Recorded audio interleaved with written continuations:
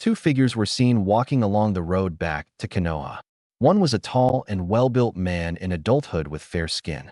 He had waist-length, spiky white hair that he wore tied back into a ponytail, with two shoulder-length bangs framing his face.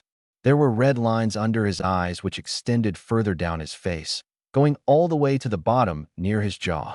He had wrinkles around the corners of his mouth and a wart on the left side of his nose. His attire consisted of a green short shirt, kimono, and matching pants, under which he wore mesh armor that is visible at his wrists and ankles. He also wore handguards, a black belt, traditional Japanese wooden sandals, and a red haori with two yellow circles on each side. He often carried a large scroll on his back and had a tattoo on his left palm, and he wore a horned forehead protector with the kanji for oil, which denoted his affiliation with Mount Myaboku. This was none other than Jiraiya, one-third of the legendary Sannin, and he was also known as the Toad Sage. Walking next to him was another person that was maybe 2 or 3 inches shorter than Jiraiya. He has yellow-blonde, spiky hair with two bangs that nearly reached his jaws and blue eyes. He had 3 distinct whisker marks on each cheek that you couldn't miss. He is wearing a form-fitting outfit with a black t-shirt underneath. It was a black and orange jacket with orange pants, black sandals, and his headband was tied on his head, which had a blue cloth. This was none other than Naruto Uzumaki, also known as the Nine-Tails Jinchuriki, the most unpredictable ninja and only known to a select few, the son of the deceased 4th Hokage Minato Namikaze. They were on their way back to Konoha after being gone for 2.5 years. The cause of this was because Naruto is being hunted down by a group of Shrank criminals, also known as the Akatsuki. Jiraiya came up with the idea to take Naruto out of the village and train him for 2.5 years to get him better prepared for them. Before they left, Naruto was sent out on a mission to capture his teammate Sasuke Uchiha after he fled the village to go to Orochimaru for power to kill his brother. The result of the mission was a failure. Naruto pulled back at the last minute, and Sasuke wound up stabbing him in his chest with a chidori. Following the mission, Jiraiya came back to the village and explained his plan to Tsunade, who was completely against it at first. It took quite a bit of convincing from Jiraiya, and that meant he had to get her a huge supply of sake. It helped that Naruto agreed to go on the trip as well, so she reluctantly let him go. It was no secret that Tsunade and Naruto had a bond that was similar to a mother and son, so it wasn't much of a shocker to anyone when she nearly hugged him to death when they were about to leave. "I see they finally added your ugly mug on the monument, Granny Tsunade," Naruto thought with a smirk. "Oh ho, thinking about a lady I see. Tell me, what's she like?" Jiraiya said, and pulled out a notepad. "Forget it, Pervisage. I'm not helping you write one of your crappy books," Naruto said. "My books are not crappy. They happen to be the #1 selling book in the Shinobi Nations," Jiraiya said as they walked past the gate guards. "Oh please. That book only sells to perverts, and that's it. Besides, the girl I'm thinking about would kill you if ever put her in one of your books," Naruto said. "Who's the lucky lady?" Jiraiya asked with a perverted giggle.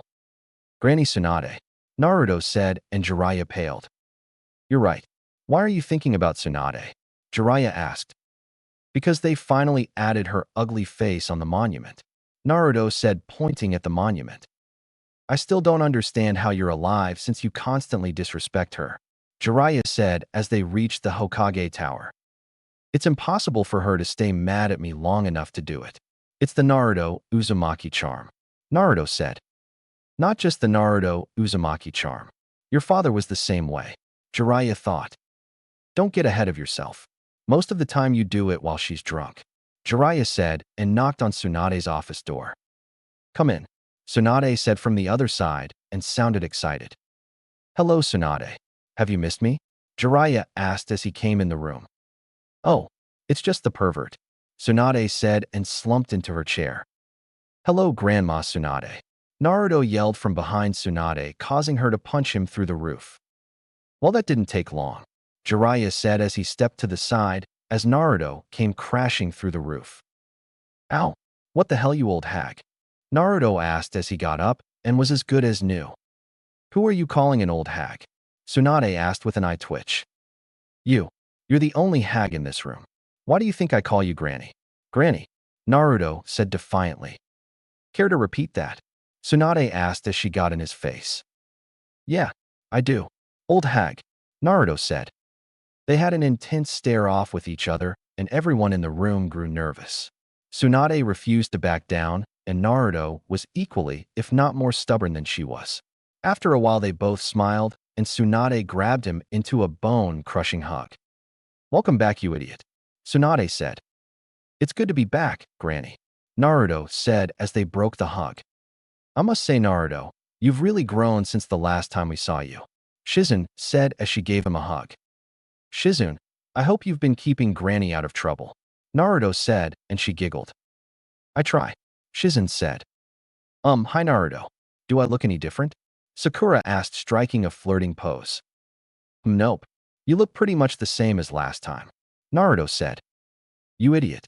Can't you tell when a girl's flirting with you? Jiraiya thought.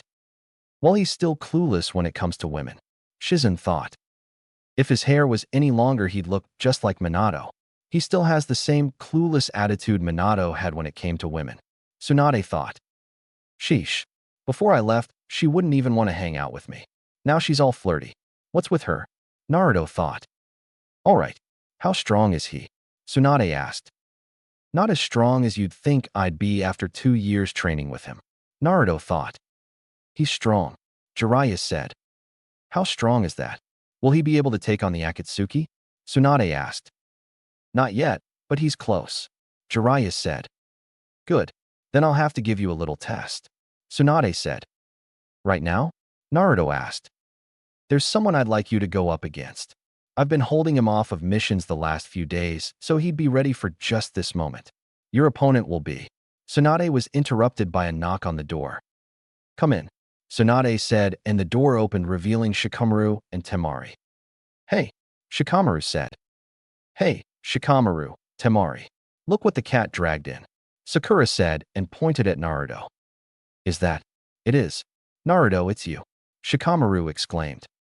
Hey, Shikamaru, Naruto said. Is that the same little squirt? He's hot, Temari thought. Well, you're back, huh? Shikamaru asked. Yeah, I just got back today, Naruto said. Look at you. Who'd ever believe you're the same idiotic? What I mean to say is you've changed, haven't you? Shikamaru asked, and Naruto just grinned. He hasn't changed at all, Sakura said, crossing her arms. I didn't think so, Shikamaru said, and Naruto slumped in defeat before peeking right back up. Hey, wait. Does this mean you're my opponent, Shikamaru? Naruto asked. Opponent? What are you talking about? I just came over here to drop off paperwork, Shikamaru said. Oh, well, if it's not you, then is it? What's your name again? Naruto asked Temari. You don't remember me? Temari asked with anger in her voice. Well, maybe if you take your clothes off, I might remember, Naruto said, and he was hit upside his head. Naruto, Sakura said. What? It's what Pervy Sage tells all the ladies he comes across. They take off their clothes, and he remembers them, Naruto said. Well, you've never seen me without any clothes on. How would that help? Temari asked. Good point, Naruto said. Naruto, you won't find your opponent in here. He's out there, Tsunade said, pointing to the window and giving Jiraiya a look that promised pain. Naruto walked over to the window and opened it, revealing Kakashi sitting there reading his favorite book. So, Naruto, you went and got all grown up, Kakashi said and waved to him, but he was having completely different thoughts. He looks exactly like Minato Sensei. He just has shorter hair and whisker marks, Kakashi thought. Kakashi Sensei. Well, you haven't changed a bit, Sensei. Oh, wait a second. Hang on, I've got something for you, Sensei. A little present, Naruto said, digging in his pouch. Kakashi said. Just like old times, huh? Tsunade asked. Yeah, Sakura said. No way. Is that really? Kakashi asked. The first new issue of the Makeout series in 3 years. It's boring if you ask me, but I know you like this stuff, Naruto said as Kakashi took the book. Little idiot. You can't expect a kid to appreciate good literature. People would kill for a copy. It hasn't even been released yet, Jiraiya thought. Calm down. This is no time to be fooling around, Kakashi, Tsunade said. So I guess you're my opponent? Naruto asked. Well, you're half right. Been a long time, hasn't it, Sakura? Kakashi asked. Yes, it has, sensei, Sakura said. So as to who my opponent will be, it's Naruto and Sakura. The two of you, Kakashi said. Huh, both of us, sensei? Naruto asked. That's right. Kakashi will put you to the test. How well you do against him will determine your future status, Tsunade said. Huh, their future status, Shikamaru said. Sakura, it's time to show that your training with me wasn't a waste of time, Tsunade said. Right, Sakura said. So, shall we get started? Kakashi asked. Huh, Naruto and Sakura asked. Okay, you're right. You just got back, Naruto. You must be tired. We'll give you a chance to rest first, Kakashi said. I'm ready to go right now, but if you insist, Naruto said. Now that's a shocker. I expected him to argue with him a bit more. Something isn't right. Why would Naruto be eager to test his skills right now? Shizen thought. Good. I'll meet you later at the training grounds. So long, Kakashi said and went up in smoke. Well, that's odd, isn't it? He seems in a hurry, Shizen said. Yeah, and I have a pretty good idea why, Tsunade said. Can't wait to read that book, Shikamaru said. That explains it. That gleam in his eye, Sakura said. Of course he wants to read it. Who in their right mind wouldn't want to read my book before anyone else does? Jiraiya thought. Village Streets. That stupid book. I'm sorry I even gave it to him. That thing is more important than our training, Naruto said. No accounting for taste. At least now we'll have time to discuss strategy, Sakura said, and Naruto slid back to Temari and Shikamaru. So, are you two going out or what? Naruto asked. Not even close, Shikamaru said. You've got to be joking. Like I would ever even. The Chunin exams are about to start. I've been busy running back and forth between your village and mine getting ready for them, Temari said. Yeah, and I'm her escort. It's a drag and don't ask how it happened, but I'm in charge of organizing the Chunin exams, Shikamaru said. Chunin exams, huh? Man, that takes me back, Naruto said. Yeah, well, speaking of that, what are you going to do, Naruto? Shikamaru asked. About what? What do you mean? Naruto asked. What do you think? About the Chunin exams. You're the only one in our year who isn't a Chunin. Everyone is but you, Shikamaru said. Sakura, you made Chunin? Naruto asked. That's right, Sakura said. Oh, you haven't heard half of it. Kankuro, Niji, and Temari, they've even taken it a step farther. They've already made Jonin, Shikamaru said. Jonin? What about Gaara? What's he? Naruto asked. Gaara has become the new Kazekage, Temari said. I see. That's great. Well, I'm not about to be outdone by him. I'm still going to be Hokage one day.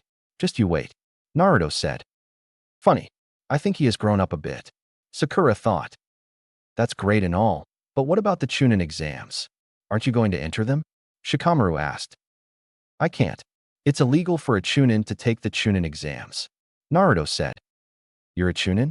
Shikamaru asked. Yeah, I thought Granny Tsunade told you already, Naruto said. No, she didn't, Shikamaru said. When did you become Chunin? Sakura asked. Right before I left. Granny Tsunade was going over my mission records and everything that happened during the Chunin exam and promoted me. She said she didn't have the chance to thoroughly look at my file since she was recently appointed Hokage, Naruto said. Then why don't you wear the Chunin vest? Sakura asked. You don't wear yours. Why should I have to wear mine? It's not mandatory, Naruto said. I guess you have a point, Sakura said. Random area. What do you think? Not bad, huh? Jiraiya asked Kakashi, who was reading his book. If you ask me, it's the best book I've ever written. I'm delivering Naruto to your hands as promised, Jiraiya said. I can see he's grown all right. But has he grown up? Kakashi asked. Humph. Are you implying that I haven't done my job? Go on, underestimate him.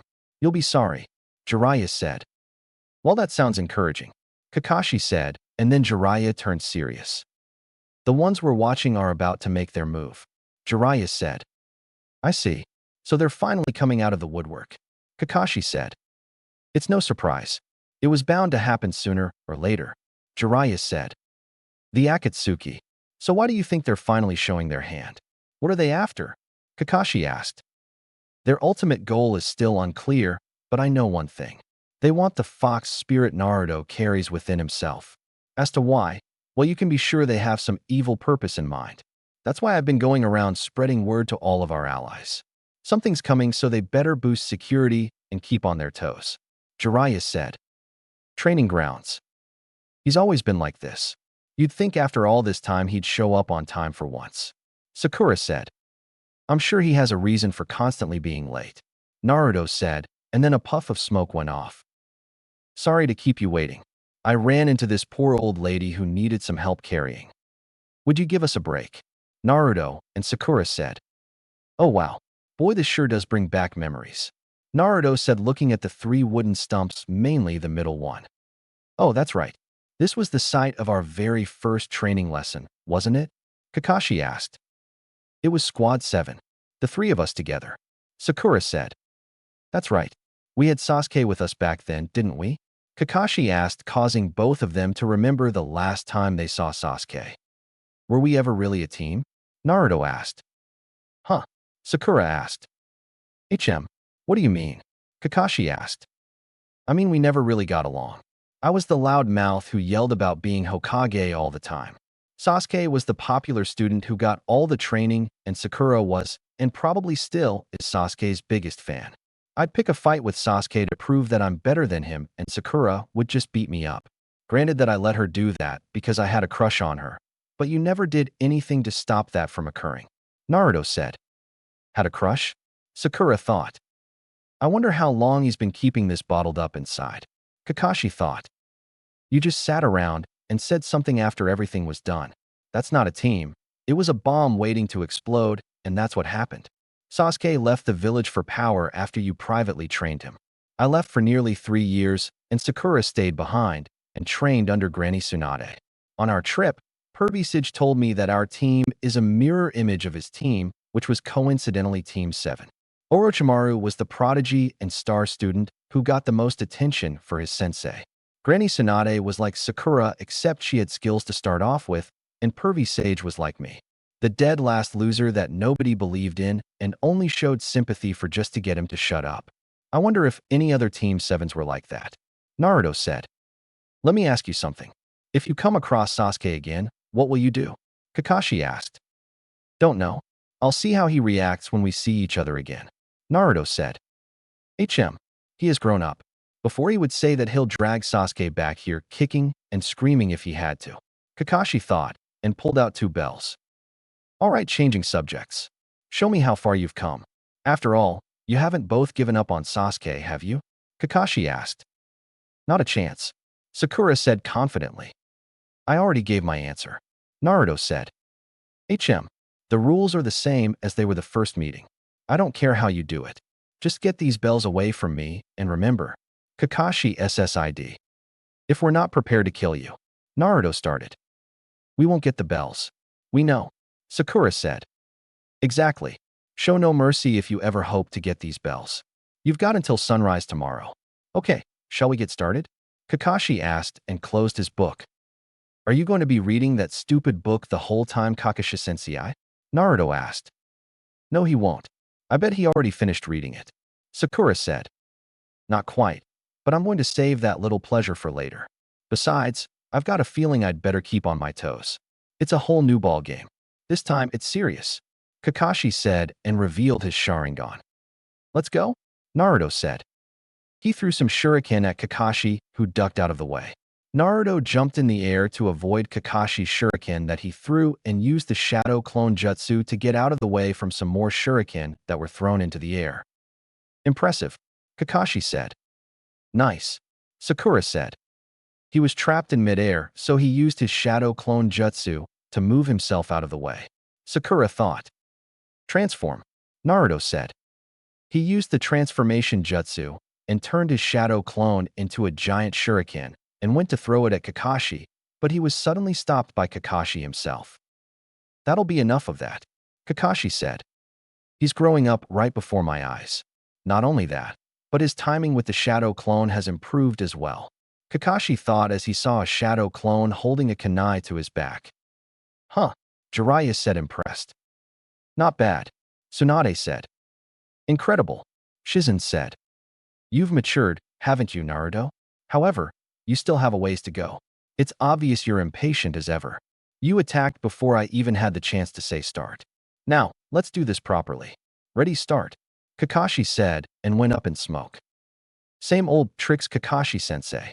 Too bad they won't work on me, Naruto said as both Narutos went up in smoke. They were both shadow clones. Where's the real Naruto? Shizen asked. Now what are you going to do, Sakura? Tsunade thought. Right? Above? Left? Behind? Only one place left.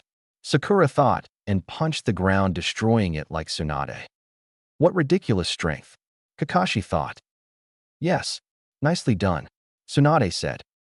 So, it looks like the fifth Hokage has been teaching her more than medical ninjutsu, Kakashi thought. The same quick temper and monstrous strength.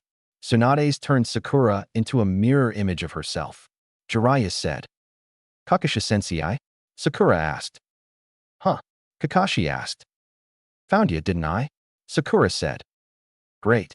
Granny Tsunade taught her that as well, Naruto thought. She infuses her chakra together, focuses it into her fist, and releases it all at once. Something like that requires incredibly precise chakra control. Medical ninjutsu combined with monstrous strength. No, it's more than that. Overall, she's more of a genjutsu type. She just might become a better kunoichi than the Hokage. You had your shot, now it's my turn, Kakashi thought. He quickly ran into the forest and hid inside of some bushes. He used his Sharingan and found Naruto hiding up in a tree. He looked behind him and saw Sakura hiding behind a tree as well. He quickly jumped out of the way as 3 kunai came sailing towards him, and Naruto came rushing at him with a kunai in hand. They clashed for a brief second, and Kakashi threw 3 kunai of his own at Naruto, who dodged them, landing on the ground as Sakura stood next to him. Time for today's lesson. This is Shinobi Battle Skill Rule Number 1, Taijutsu, Kakashi said. He ran forward and immediately went after Naruto, who dodged his kicks and punches. Naruto jumped up into a tree, giving Sakura an opening. She ran at Kakashi and threw punches at Kakashi, who easily avoided them. He was backed into a tree and had to move as Sakura destroyed the tree with one of her punches. She aimed at his head. Phew, that was a close one, Kakashi said. It's me and you now, Kakashi-sensei, Naruto said, standing on a branch. Let's go then, Kakashi said. Naruto jumped at Kakashi, who was expecting some shadow clones, but they never came. Kakashi was finding it a bit difficult to handle Naruto's taijutsu style, since it was still random attacks, but it was defined and had more speed to it. Kakashi and Naruto both pulled out kunai and began clashing in a fierce taijutsu battle. Sakura joined in as well, but she threw Naruto off his rhythm and he was kicked away by Kakashi. Sakura started to swing at Kakashi, trying to end it in one punch, but she failed again.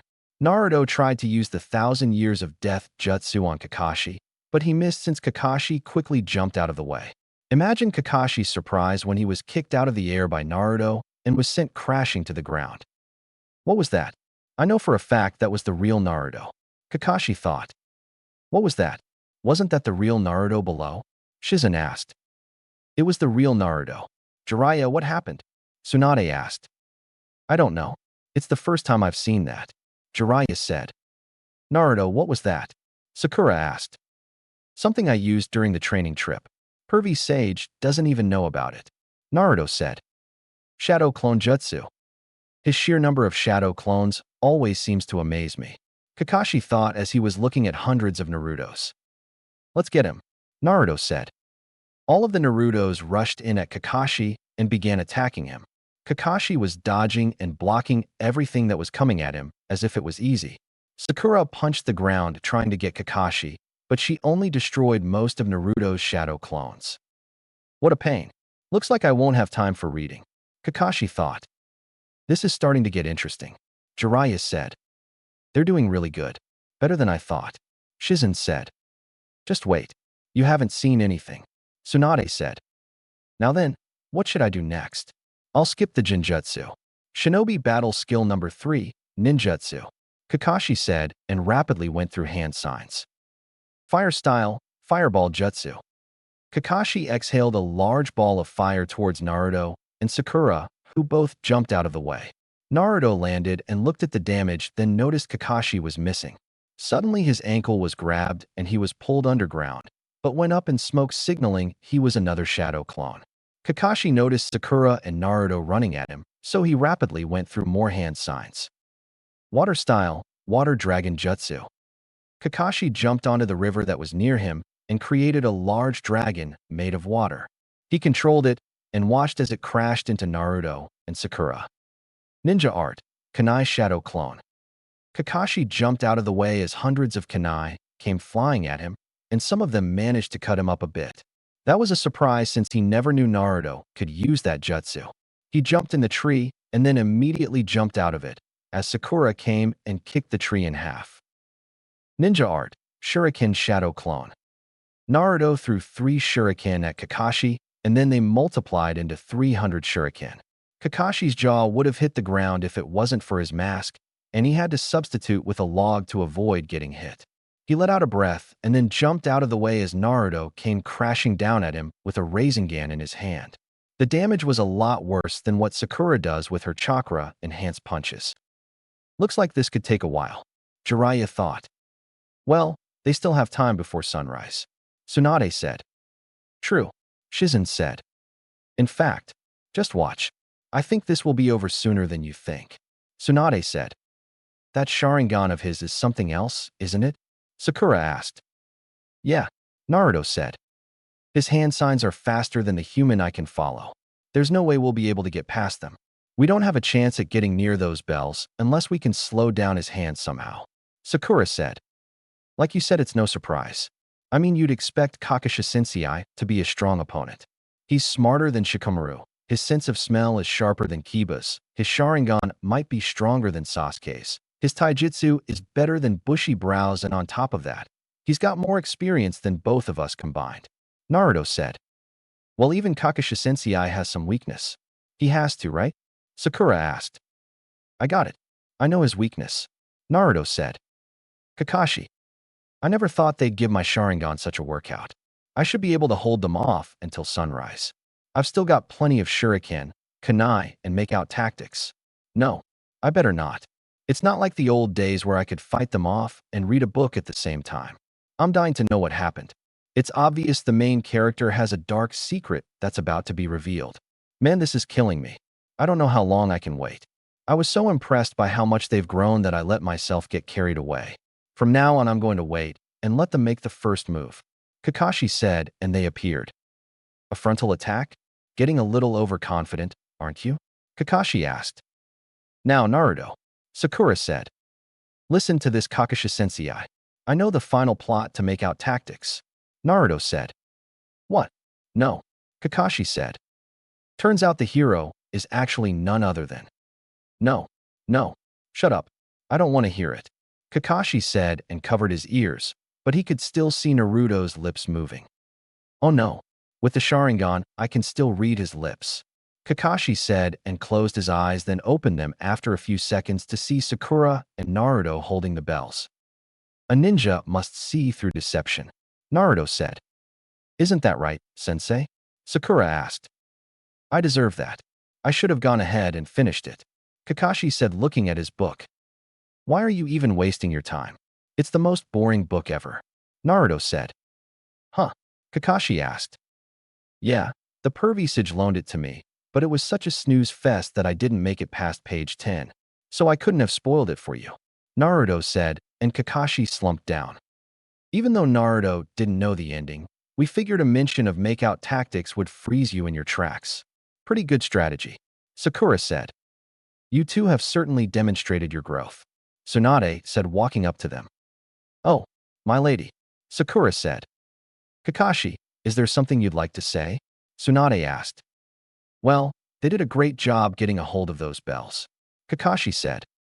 Why? What are you guys talking about? Naruto asked. Well, we've been discussing what your status will be in the future, Naruto, Shizen said. What will our status be? Naruto asked. Naruto Uzumaki, Tsunade said. Yeah? Naruto asked, unsure. Speak up, Tsunade said. A yes, ma'am? Naruto asked. Sakura Haruno, Tsunade said. My lady, Sakura said. You two are a team again, along with your old sensei. From this day on, you'll be Team Kakashi. Tsunade said. Team Kakashi. Sakura said. I guess that sounds pretty cool. What will we be doing then? Naruto asked. It means we'll be going on missions together. You and I will be peers now. That's the long and the short of it. The days of sensei and students are past. We're leaf shinobi on equal ground. Got it? Kakashi asked. Yeah, Naruto said. Great. Sakura said. I'll be in my office. Tsunade said. I need to talk to you. Naruto said. What is it? I have work to do. Tsunade said. In private. Naruto said, and Tsunade caught the seriousness in his voice. Let's go. Tsunade said and left with Shizune. Tsunade's office. All right, what is it that you need to talk about? Tsunade said. It's about my skills. Naruto said. What about them? Naruto asked. I'm nowhere near ready to face the Akatsuki. Not even the weakest member. Naruto said. You just went on a 2.5-year training trip with a Kage-level shinobi. How are you not ready? Tsunade asked. Because all we did was a crash course in Genjutsu, some brief taijutsu spars, and a few weeks working on making a bigger Rasengan. Naruto said. Then what did you do for the entire 2 years? Shizune asked. He trained me in using the Nine Tails chakra. I have Kisame Hashigaki after me. I've heard about his sword and what it can do. It eats any kind of chakra. You don't think the Akatsuki has ways to nullify tailed beast chakra? Naruto asked. Then what about the shuriken and kunai jutsus you used? Tsunade asked. I already knew those from when I stole the Forbidden Scroll, but I never used them. I had to train myself physically, and the only thing that really changed about my skills is my speed. I'm probably the same speed as Kakashi or possibly faster. I wasn't able to go full speed because Sakura kept destroying everything. Naruto said. Is your speed how you were able to kick Kakashi after he knew you were the real one? Tsunade asked. No, that was the Shunshin mixed with my shadow clones. I learned the Shunshin from a scroll Pervisage had on him while he was drunk. I was working on it one night and decided to mix in the shadow clones. Naruto said. What exactly did Jiraiya do on the trip? Tsunade asked. Besides failing at getting me to control the Nine Tails chakra, he was in brothel houses spending my money or getting drunk with my money. I'm still at the same level I was when I left. The only other thing that I've picked up on was sealing, and that's because I took his notes from when he was drunk and couldn't think right. Turns out the stuff is actually easy. Naruto said. That's because all Uzumaki are skilled in sealing. That and both of your parents were seal masters. Tsunade thought. How good are you exactly in seals? Tsunade asked. I don't know. I've only completed barrier seals, storage seals, stasis seals, medical seals, seals to remove things, and some Juinjutsu. Naruto said. You did all of that in nearly 3 years without any help? Tsunade asked. Well, yeah. It's basically like a puzzle. If one piece doesn't fit, you just try another one. Naruto said. Of course. Leave it to Naruto to make the most complicated art sound like a child's toy. Tsunade thought. So what exactly do you want me to do? Punish Jiraiya? Tsunade asked. No. Despite the lack of training, he did teach me important life lessons and things he's seen in life. I just want to be able to access all levels of ninjutsu and taijutsu we have, even the ones you have locked away in the Hokage's vault. Naruto said. I can't do that. Tsunade said. Sure you can. If you don't, I'll just sneak in like I did when I was little. Naruto said. Oh crap. I hope he didn't find any files on Minato or Kushina. Tsunade thought. I'm sorry, Naruto, but I can't do that. Tsunade said. Yes, you can. If you do, I'll tell you the secret to beating paperwork. Naruto said. There is no secret. I've tried everything. Tsunade said. Yes, there is. I've come across something interesting that I should have noticed before, but I didn't. Now, if you allow me access to all of that, I'll tell you the secret, and if it turns out to be false, then you get to beat me until you get tired. Plus, I'll even throw in 200 cases of sake from Kumo. Naruto said. Okay, you've got a deal. I'll stamp the card for you right now, and you tell me the secret. If it's false, I rip up the card and still get to beat you plus the sake you owe me. Tsunade said and pulled out a card stamping it with the official Kage seal of approval. Good. Now what's the jutsu I'm always using? Naruto asked. Shadow clones. Tsunade said. Good. Now what's the secret behind the shadow clones? Naruto asked. Once a shadow clone is dispelled, all the information it learned is then passed on to the original. Thank you. Tsunade yelled and gave him a big hug. You're welcome. Pleasure doing business with you. Naruto said. Naruto, you're a Chunin, correct? Tsunade asked. Yes. Why? Naruto asked. When you go to the Kage vault, there's something for you in there. It was for when you made Chunin or were able to defend yourself against a Jonin-level opponent. I'm sure you'd like it. Tsunade said. Thank you. Naruto replied. Now when you're working on these jutsus, make sure Kakashi is with you at all times. Tsunade said. I'd rather not. I like Kakashi and all, but his teaching skills suck. The only person on Team 7 he actually trained was Sasuke, and that's because he was just like him, plus he was the star student. I'd rather work on these by myself with shadow clones doing the dangerous part. Naruto said. What exactly has Kakashi taught you in the 6 months you've been under him? Tsunade asked. Tree walking, Naruto said, and they just looked at him. What else? Tsunade asked. That's it. All he taught me was tree walking. Sakura didn't bother to get better until Sasuke left, and all I would get is some lame excuse or that I needed more chakra control. Kakashi just isn't cut out to have a genin team or be a teacher. Naruto said. Very well. You may work on the jutsus alone. However, if you need any help, don't hesitate to ask. Tsunade said. I won't. Naruto said and turned to leave. Wait, Naruto. Channel some chakra into this paper. Shizen said, holding up a square piece of paper. Why? Naruto asked. It's to determine your chakra nature. Most people have chakra that has an affinity to one of the 5 elements nature transformations. To find out what affinity someone has, pieces of paper that are made from a special type of tree are used to react to the slightest hint of chakra in any number of ways, depending on the nature latent in the chakra. Fire, the paper will burn and turn to ash. If it's wind, the paper will split in half. Lightning, the paper will wrinkle. Earth, the paper and crumble and turn to dust. And for water, the paper will become damp. Shizen said as she gave him a demonstration, resulting in the paper getting damp. Okay, Naruto said. He grabbed a piece of chakra paper and channeled some chakra into it. The results were shocking to say the least. The paper split into 4 parts. One wrinkled into a tiny little ball that was barely noticeable. Another became so wet that it fell apart. One was ripped to shreds, making the paper look like tiny particles, and the final one turned into ice that shattered once it hit the floor. Tsunade and Shizen had their jaws on the ground. Is that supposed to happen? Naruto asked. It's possible. Some people are known to have more than one chakra nature. What's shocking is that you have an ice Kekkei Genkai. We've never had an ice user in this village, but I'm sure there's some ice jutsus in the vault that you can use after you gain control of your Kekkei Genkai. Tsunade said. Great. I won't let you down, Granny. Naruto said. Now go home. I have work to do. Tsunade said. I will. You know, despite everything, you're like the mother I always wanted, and Shizen is like a big sister to me. Thank you for everything you've done for me. Naruto said and gave her a hug, not seeing the tears in her eyes. You're welcome. Tsunade said. Here, I want you to have this. Naruto said and gave her a scroll. What's in it? Tsunade asked. Open it and see. I'm sure you'll like it. Naruto said and vanished. He's pretty good with the Shunshin. I expected him to go up in smoke. I didn't know he was so good that he could simply vanish. Shizen said.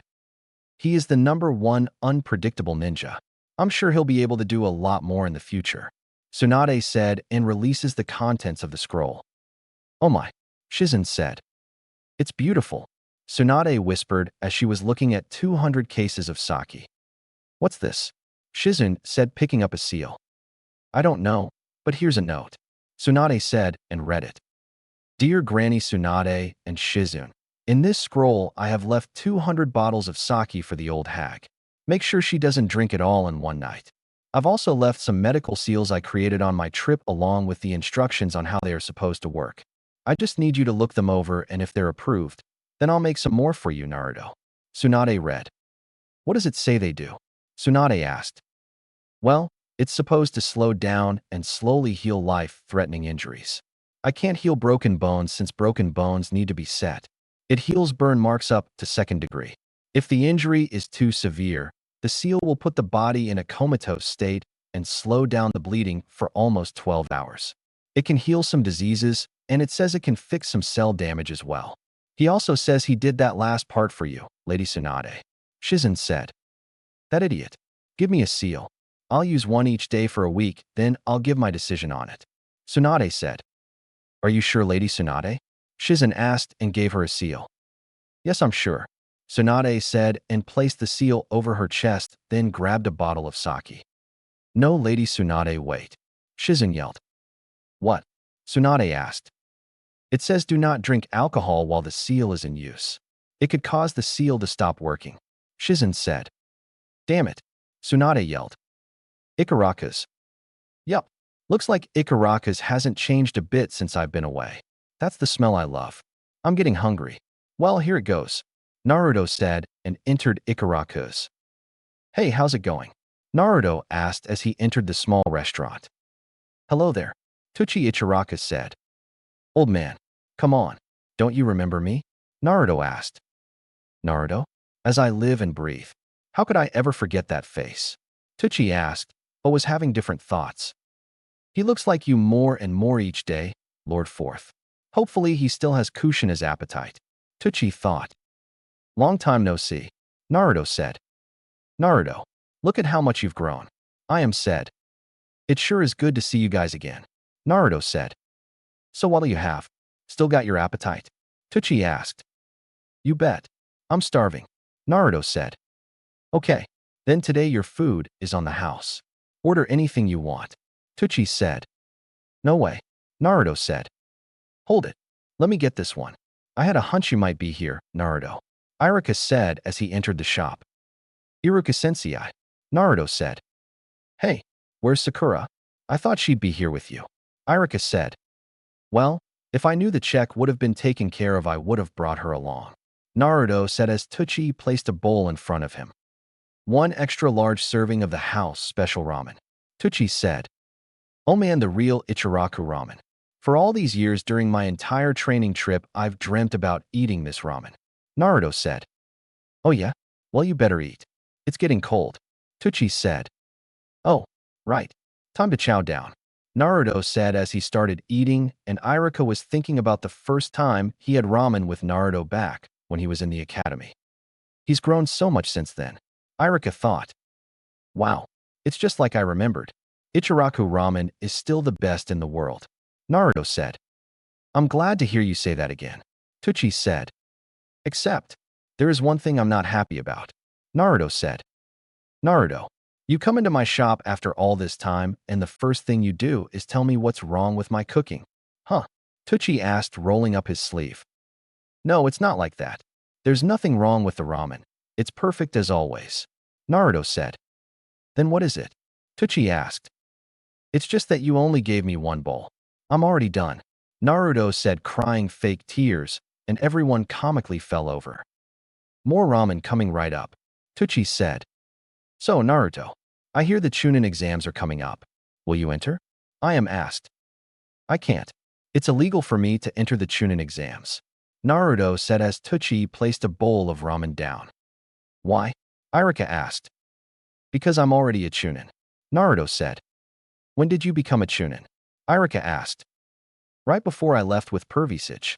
Granny Tsunade finally got around to thoroughly checking my mission reports and Chunin exam matches, as well as the invasion reports. Somebody made a false report claiming it was Sasuke who defeated the one-tailed beast and was able to summon the boss toad. Granny Tsunade threw the report out, and before she gave me my vest, she needed to have Inoichi do a mind walk to see what really happened. Naruto said. I see. Did she ever find out made a false report? Iruka asked. Nope. I didn't bother to ask. Clearly it was somebody who hates me because of the fox, so I don't care. I'm a Chunin, and that's all that matters. Naruto said. Good for you. Don't get too big-headed though. I can still take you on.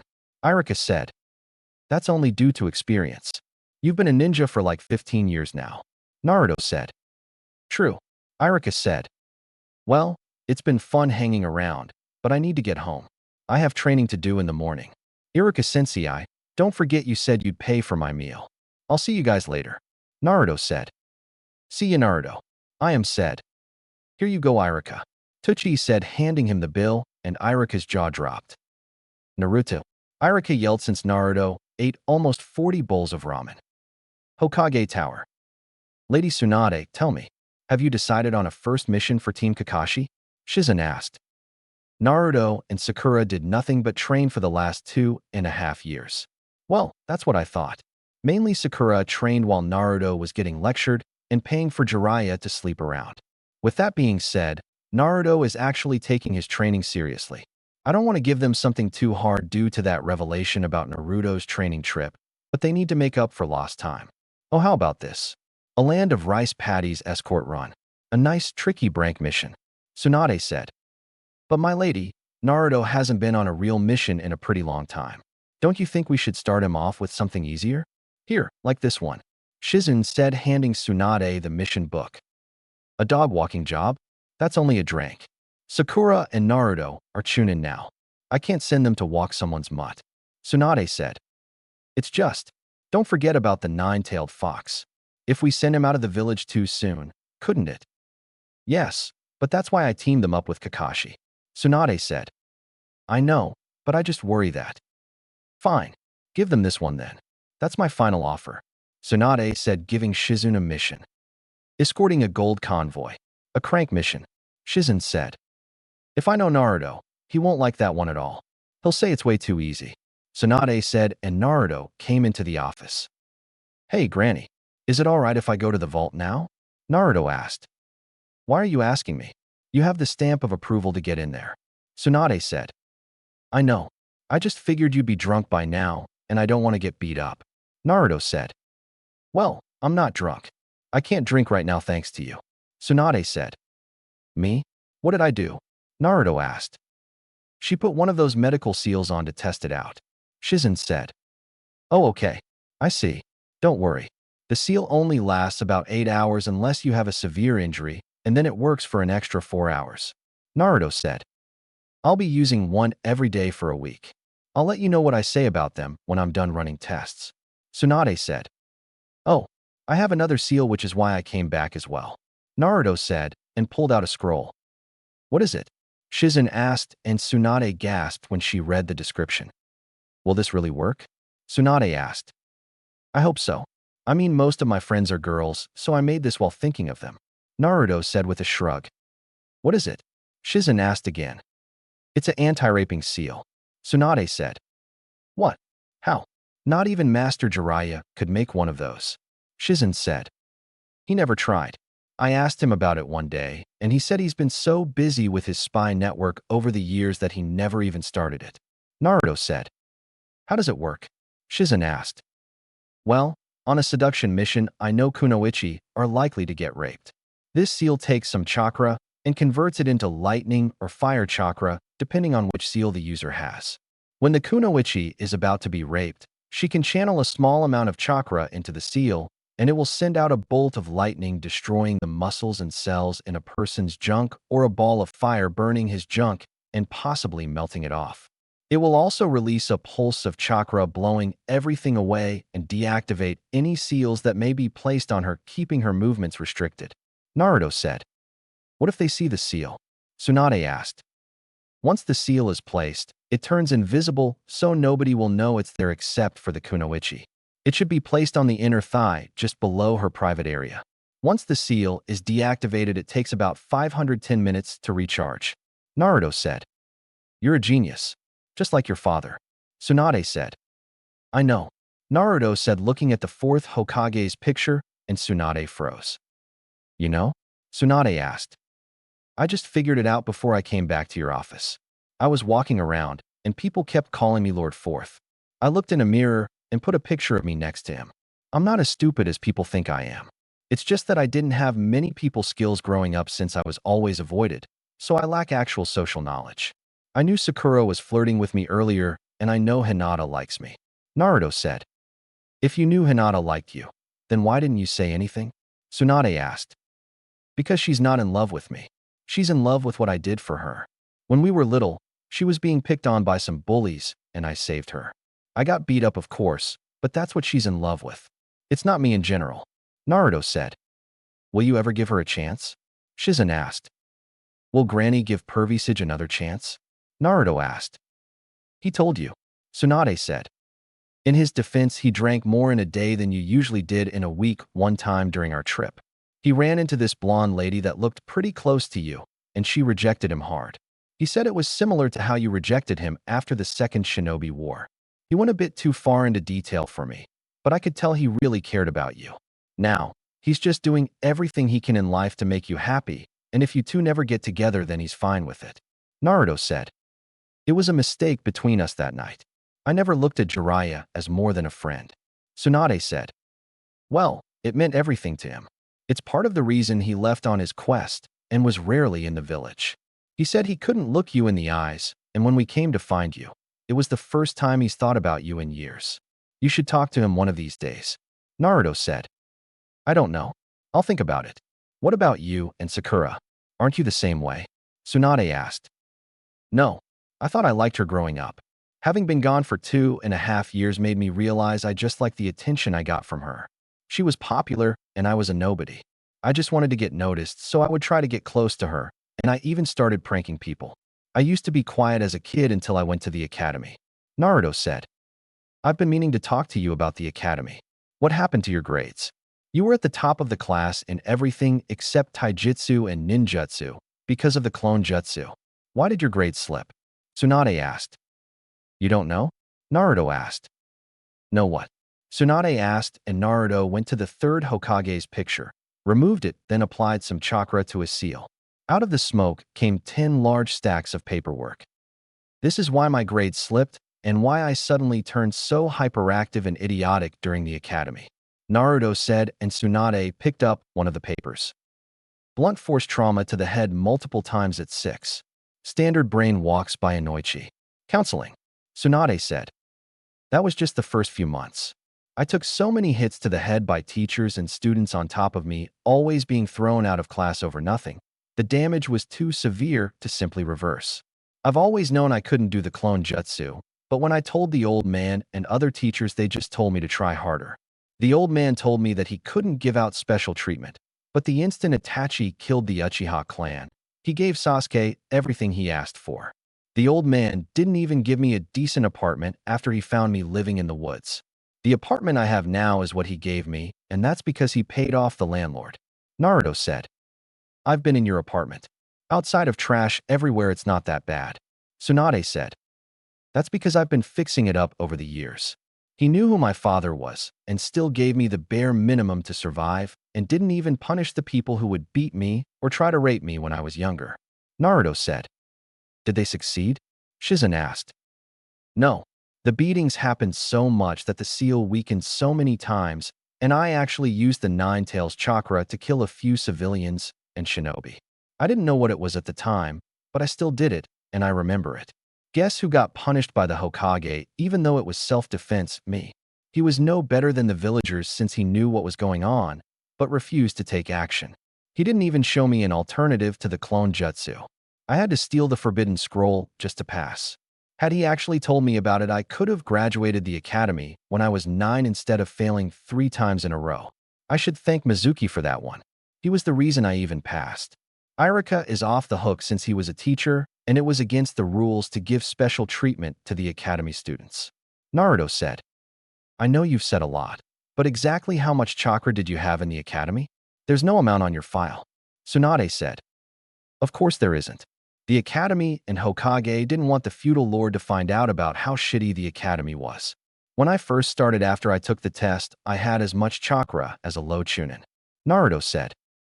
Let me ask you something. Do you hate my sensei? Tsunade asked. Hate him? No.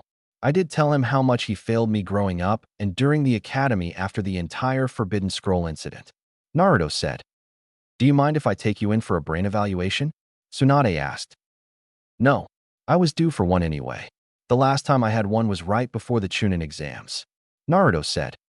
So what exactly did they say about your brain? Tsunade said. The one doctor who actually was nice to me said that when she checked it, I had some swelling on parts that stored information. It's why I was never good at theoretical stuff anymore. It's why I developed a photographic memory and have to learn through actually doing a jutsu rather than having somebody explain it to me. She said the swelling would go away, but she doesn't know if I'll ever be the same again. I had to adopt an idiotic mask to protect myself. It's why I wear the orange jumpsuit to protect myself. Pervisage must have known about this, but he didn't do much to help. I'm very good at trial and error when it comes to jutsus. It's why I was able to learn the Rasengan so quickly. Naruto said. What's the doctor's name? Tsunade asked. Mina. I don't know her last name. Naruto said. I know her. She doesn't have a last name. She wanted to become the head of the hospital once, but her file said she lost so many patients during surgery and wasn't fit to run a hospital. Shizen said. All those people that died were people who tried to help me as a kid. They were sabotaged by all the other doctors, and it went on her record and not theirs. Her file is made up of lies from the civilian council since they have control over the hospital and the academy. Naruto said. How is that possible? The academy has always been in the hands of the Hokage, and the hospital was split 50-50 between the civilian and ninja council. Tsunade said. That's because after my dad died, the elders quickly passed several laws that my dad wouldn't allow. Of course the old man knew about it, but did nothing, stating that he's just an old man and can only do so much. In reality, he was just lazy and only passed a law that forbids anybody from taking about me being a Jinchuriki with the punishment of death, which he didn't keep his word on. Naruto said. How many people were supposed to be killed if you had to guess? Shizen said. Thousands. Only a percentage of those were carried though, because I killed them when they attacked me. Now that you're the Hokage, you can change that up. You can gain control of the academy again and fix the hospital. Did you know that the civilian council, except Sakura's mother, hasn't paid taxes in over 15 years? The huge plot of land they bought that was for the clans to purchase only, the civilian council bought it and are planning on making a spa with it. The death rate being so high amongst genin over the years is due to them lowering the standards to graduate. The basic Academy 3 is a joke. It's all theoretical with some spars twice a year until your final year. The hospital, don't even get me started. I've been there so many times that I know for a fact that the equipment they have is old and outdated. You know, some nurses took bribes to make sure certain ninjas died. But I'm just a lonely Chunin and the village demon. What do I know? Naruto asked. How do you know all of this? Tsunade asked. One of my punishments for killing a mob was I had to help the old man's secretary. She made me clean up the filing room and put everything in alphabetical order so she could go and get laid. I have a photographic memory, so I remembered all of that stuff since most of them had pictures. Naruto said. What happened to that secretary? Tsunade asked. I killed her a week later after she was in the mob that tried to kill me. Naruto said. Ugh, what did Sensei do during his second tenure as Hokage? Tsunade asked with a groan. Sat on his ass and smoked his pipe while reading his porn books. He also did the cowardly thing with the Hyuga incident. Naruto said. What do you mean? Shizen asked. I thought that Konoha killed the Kumo ambassador, and we had no choice than to hand over Hayashi Hyuga. Tsunade said. Oh no, I came up with a plan that would save Konoha and the Hyuga clan. I was young, but I knew a lot about the clans and their abilities. I suggested that we have a Yamanaka clan member do a mind walk on him. I was of course laughed at by everyone in the meeting except the clan heads.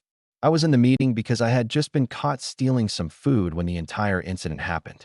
The old man rejected my proposal and went along with Kumo's demands, then sat around moping about losing a good shinobi such as Hisashi Hyuga. Naruto said. Damn it. Okay, what else do you know that I should know about? Tsunade asked. Did you read up on the Uchiha massacre? Naruto asked. It was the first thing I read, yes. Let me guess, it was in the filing room? Tsunade asked. Yup, I read it and quickly put it down after I heard the old man come in the room. I placed it under some random files he was going through when he came in and saw him try to hide it. Itachi is a brave man. Naruto said. Shizune, leave the room. Tsunade said. Yes, my lady. Shall I have the Umbu leave as well? Shizen asked. I gave them the night off. Tsunade said. Then if that's the case, Naruto said and threw a kunai up in the ceiling and a body fell out with a kunai in its skull. What the? That's not any of my Umbu. Tsunade said. It's from Root. Naruto said and watched as the body went up in flames. Danzo, is there anyone else in the office besides the three of us? Tsunade asked as she watched as Naruto knelt on the floor and placed 2 fingers on the floor. He's just like Minato and Uncle Tobarama. Tsunade thought. No, we're alone, Naruto said. Good. Shizune, when you leave I want you to head to the file room and read whatever you can in an hour. I'll join you after I'm finished with Naruto. Tsunade said. Of course, my lady, Shizune said, and as soon as she left Tsunade sealed the room. So the massacre, what about it? Tsunade asked. It's all a lie. Well, Itachi's part is a lie, Naruto said. What do you mean? Tsunade asked. What they put in that file is wrong. Yes, Itachi killed his clan except for Sasuke, but it wasn't because he snapped. It was because the Uchiha clan were trying to plot a coup against the village. Itachi was so loyal to the village that he offered to kill his own clan in order to stop a civil war and possibly the start of the Fourth Shinobi War. He was supposed to just kill all of the shinobi and civilians who supported the coup, but he wasn't alone, Naruto said. Who helped him? Tsunade asked. I don't know. I felt Itachi's chakra and somebody else's chakra killing the clan. Whoever helped him killed the civilians and shinobi who were against the coup as well. The odd thing is, that last person's chakra felt fake and tampered with, Naruto said. What do you mean? It's impossible to tamper with someone's chakra unless you have the curse mark, Tsunade said. I know. His chakra was definitely an Uchiha, but I felt chakra that belongs to a Senju clan member, but it was as if the chakra was placed in him. Now that I've been around you for a few years, I know what Senju chakra feels like. Whoever it is somehow got a hold of Senju DNA and combined it with his own body. It was like half of his body was Senju, but the other half was Uchiha, Naruto said. I'll have to look into any surviving Uchiha from that night other than Sasuke, Tsunade said. What if I somehow run into him during a mission? Naruto asked. I do not want you to fight him. Just get a feel of his chakra and report back to me, Tsunade said. Can do, Granny, Naruto said. Anything else before I go meet up with Shizune? Tsunade asked. No, really just came to see if I could use the vault tonight. But this went even longer than I thought, Naruto said. Well, I need to get to the file room. It's not far from the vault, so you can escort me, Tsunade said, and they left the office. That's different, Tsunade said. What? Naruto asked. I feel different. Like I've aged a few years, Tsunade said. It's the seal. It's fixing your dead cells in the body that make you look like a wrinkly old prune. By the end of the week, you won't need that genjutsu anymore, Naruto said as they left the Hokage office. I'll let that comment slide this time. It's good that I won't need this genjutsu anymore. The chakra it takes up is a lot, Tsunade said. What I don't understand is how you look old and wrinkly under the genjutsu, but Pervisage looks like he's still young. What happened to you? Naruto asked. A lot of drinking and gambling. Add that to as many years I've been doing it, and this is the result, Tsunade said. Maybe you should start drinking more responsibly, Naruto said. It's hard to do when you just bought me 200 cases of sake, Tsunade said. You still haven't noticed that Shizune drinks your sake as well? Naruto asked. She what? Tsunade asked. Oops, Naruto said. When I see her, she'll hear it from me, Tsunade said as they reached the file office. I hope you find everything in there as interesting as I did. I couldn't reach the top shelf, so it might be more stuff up there, Naruto said. I'll look into it. Don't mess up the vault, Tsunade said, and went into the file office, then sealed the door. Well, time to hit the vault, Naruto said and vanished. Hokage vault. Okay, jutsus, and then look for whatever has my name on it, Naruto said. He walked around the vault and found a lot of jutsus for his elements. He found about 7 water jutsus, 8 wind jutsus, and 10 lightning jutsus. He walked around some more and found 1 ice jutsu and frowned since he thought that it would be more. After 3 wars and countless shinobi the Leaf encountered, he was disappointed that there was only 1 ice jutsu in the vault. He looked around some more for something with his name on it and almost gave up when he finally found it. The scroll was red with a swirl on it that he knew was on Konoha's insignia. He opened the scroll and unsealed the contents inside of it. It was a letter, some scrolls, and a lot of tri-pronged kunai. He opened the scroll and began reading it. Hey there, Naruto. It's me, your mom. It's a bit weird writing this since I'm laying right next to you, but it has to be done. Sadly, I won't live anymore after today. The Nine Tails is attacking, and I'm severely injured and weak now. Your father is currently fighting the Nine Tails, trying to stop it while I'm here slowly dying, trying to get as much time with you that I possibly can. Anyway, if you're reading this, then you're a Chunin now, and even though I'm not there, I just want to tell you that I'm proud of you. Silly me, I haven't told you my name yet. My name is Kushina Uzumaki, the red hot habanero. I just want to tell you that I love you more than anything in the world, even Ichiraku ramen. Now, the beast is getting closer, and I must go and help your father. I will be leaving you some jutsus just in case you unlock the rare Uzumaki Ice Kekkei. I have some ice jutsus sealed away for you, and your father left you all of his jutsus to learn. I want you to grow up and be the best person you can be, even if you don't become a ninja. I want you to grow up and live a happy life. Beware of Jiraiya sensei. He's not the best person to be around. I want you to always eat your vegetables and take a nice bath or shower every day. Stay away from alcohol. Now I want you to listen. Well, read carefully. Women are complicated and difficult. I'm a woman, so it's okay for me to say this, but I want you to grow old and have a wife. Don't fall for some skank either. Find you a nice girl that loves you for you and not what you have. I want lots of grandbabies, so you'll have to learn about that later in life. I love you so much, and I wish I could be there with you to see you grow up into a handsome young man. Your father and I won't get to have that family photo we talked about, I guess. If you run into Lady Tsunade, don't let her leave. She's your godmother, and don't hold it against her if she's not around. She's been through a lot in her life and hasn't been in the Leaf Village for a while. Once again, I love you so much, and I know you'll be great at whatever it is you choose to do in life. Love, Kushina Uzumaki, your mother. Naruto stopped reading the letter and couldn't stop the tears from falling. His mother loved him and sacrificed her life along with his father to save him and the village. He noticed blood spots on the letter, but didn't care as the letter was one of the only things he had to remind him of his mother. He had maybe 1,012 ice jutsus. All the jutsu he received from his father were space-time ninjutsu, so he'd have his work cut out with that one.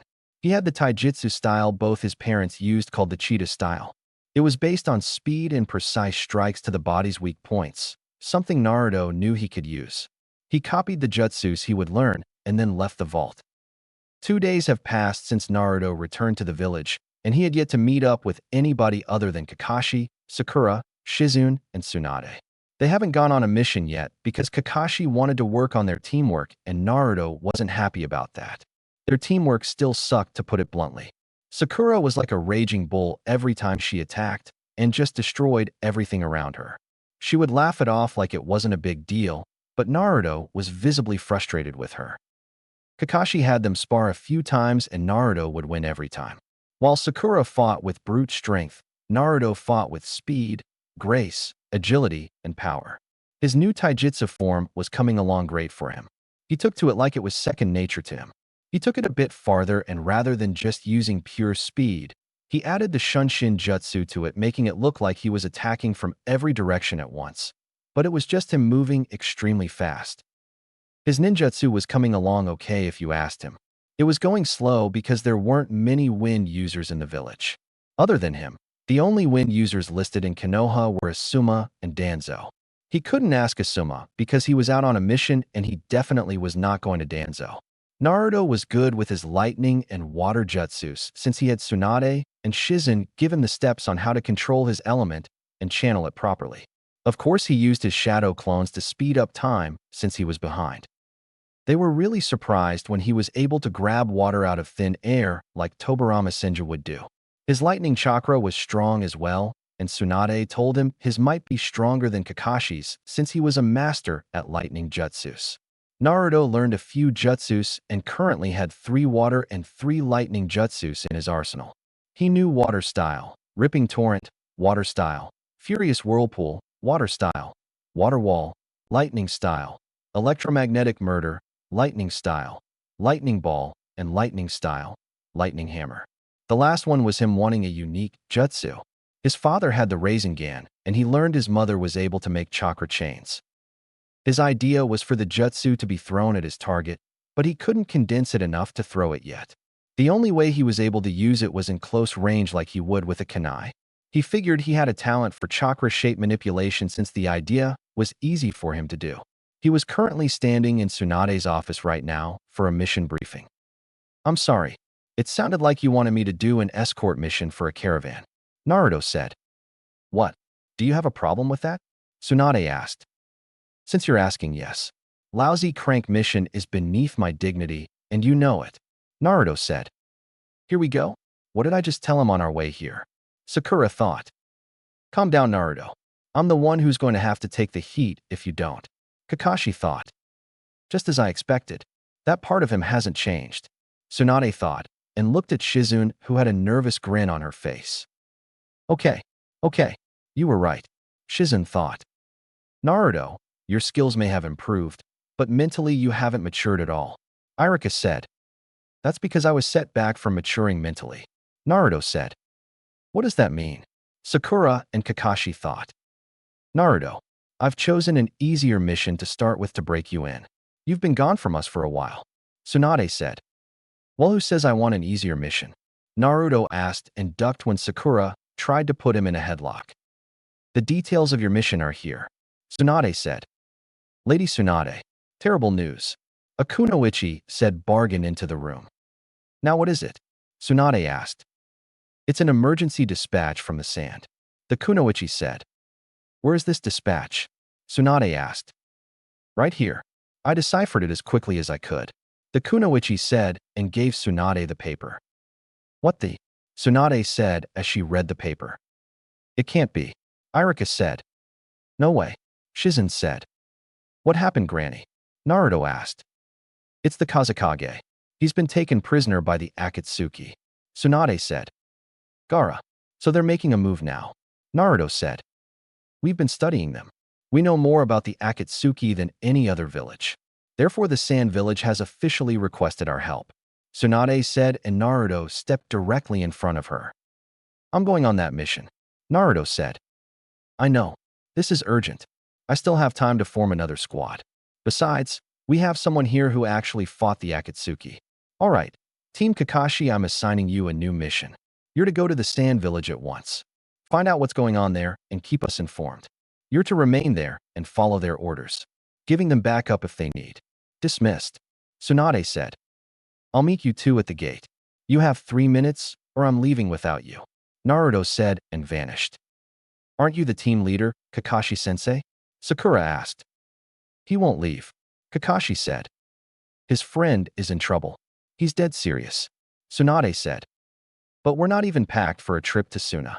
Sakura said. Then I guess you two will have some catching up to do. Hurry up. Tsunade said, and they quickly left. Lady Hokage, do you think it's wise to allow Naruto to go off on his own? Iruka asked. I'll let you in on a little secret, Iruka. Naruto's skills have taken a huge leap in the past 2 days since he returned. He's more than capable of going off alone. Besides, Team 9 is scheduled back soon. I'll send them as soon as they return. Tsunade said. Granny, the boss wants to know how long ago that emergency dispatch was sent out. A Naruto clone asked. It says 2 days ago. Tsunade said. Thanks. The clone said and went up in smoke. Naruto. Naruto was traveling on by hopping from tree to tree on his way to Suna, and everything was a blur to him. He was thinking about Gaara and how they've become friends ever since the Chunin exams. He hoped he'd get there in time to figure out what happened and then go find Gaara. He received the memories from the clone he sent back to Tsunade's office and estimated he wouldn't be that far behind if everything goes smoothly, but it would still be close. As he was running, he noticed a familiar head of blonde hair tied up in 4 pigtails. Temari. Naruto called out and landed. Naruto, what are you doing here? Temari asked. You need to come with me. Suna's been attacked and Gaara was captured. Naruto said, and Temari gasped. By who? She asked as they took off into the trees. The Akatsuki. They got him 2 days ago, and we just received the message a few hours ago. Naruto said. Are you the only person they sent? Temari asked. No, I left earlier. I was supposed to leave with Kakashi and Sakura, but they weren't at the gate in 3 minutes like I said. They'll catch up and Tsunade will send another team after them possibly. Naruto said. Naruto, it wasn't smart to rush off on your own. You know what you contain. Isn't that what they're after? Temari asked. Yes, I just couldn't wait for them to get ready for this trip. At least I told you and Gaara what was going on when we stopped in Suna a year ago. Naruto said. I know. I just wish we were better prepared. We never really talked when you were in Suna. Temari said. I'm not the best at talking to girls. It wasn't until after the Chunin exams that I was pulled aside and helped. Naruto said. But you talked to Sakura a lot. Temari pointed out. She's the only girl, and it was more of me just talking to anybody who would hear me. Naruto said. So who helped you? Temari asked. My girlfriend. Naruto said, and Temari nearly slipped off a branch. You have a girlfriend? She asked. Yeah. It's not really public knowledge, though. Keep it to yourself. I really don't need Sakura finding out and then nagging me. Naruto said. Sure. I can do that. Temari said. Thanks. We need to speed things up. Naruto said and bit his thumb going through hand signs. Summoning jutsu. Out of the smoke came a giant toad that has an aquamarine skin tone and yellow eyes with gray markings around them and two distinct, circular markings on its shoulders. It also carries two huge katanas on its back. Naruto, what can I do for you? The toad asked. Gamma Hero, I need you to take us to the border between Suna and Konoha. Suna was attacked, and the Kazekage was abducted by the Akatsuki. Can you get us there quickly? Naruto asked. I can. Tell her to hold on. Gamma Hero said. You heard him. Hold on. Naruto said. To what? Temari asked. Just channel chakra to your feet. It shouldn't take us long to get there. Naruto said and Temari did as told right before Gamma Hero jumped away. Suna. After reaching the Konoha and Suna border, Naruto released Gamma Hero and started to run across the desert with Temari. They didn't bother talking as they wanted to reach the Suna gates and didn't want to get distracted by pointless chatter. After a few hours, nightfall came and they made it to the gates of Suna and were stopped by the gate guards. Stop! A gate guard yelled. Identify yourselves, the other said. It's Temari and Naruto Uzumaki from Konoha. We're here to see about Gaara. Now move out of my way, Temari said. Konoha? I thought we weren't expecting you until morning. A gate guard said. I'm faster than the others. They'll be here in the morning, Naruto said. Okay, Lady Termai, you need to come with us. A guard said and they all ran off. Why? Temari asked. It's Kankuro. When the enemy took Lord Kazekage, Kankuro went after them by himself. He was poisoned and we haven't been able to find anything to counteract it. He won't last much longer, the guard said. Damn it, Temari said. Don't worry, I should be able to help him when we get there, Naruto said. Suna Hospital. Kankuro, Temari said as she ran into his room. The yellow flash, an elderly lady said as she looked at Naruto. My name's Naruto, he said. Sorry, you just look like somebody I saw once before, she said. Right. Anyway, what's wrong with him? Naruto asked. He's been poisoned by something we can't identify. We've tried everything, a Suna nurse said. I can't do much, but I can make sure he doesn't feel any pain. You'll have to wait until our medical ninja comes tomorrow, Naruto said. What exactly can you do? Temari asked. I have a seal that can slow down the poison and slowly heal the muscles in the body. Once the poison is extracted, the seal will start to heal him properly, Naruto said. Does it really work? The old lady asked.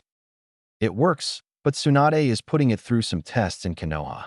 She's using it along with other people that were sick or injured. It can't cure everything, but it works in various ways, Naruto said. What can it heal? Temari asked. Broken bones, dislocation. It can't remove poisons, but it can slow them down from affecting the body, and it can't heal torn muscles or ligaments that weren't surgically repaired. After the seal is finished working, the person should take a day or two off from missions or any heavy activity, Naruto said. Lady Temari, it's your decision, a doctor said. He can put the seal on him. If Gaara was here, then he'd trust him, so I'll trust him, Temari said, and Naruto placed the seal on him. Temari, you're back already? Kankuro asked. I heard the village was in trouble. I double-timed it back with Naruto. We traveled all day to get here, Temari said.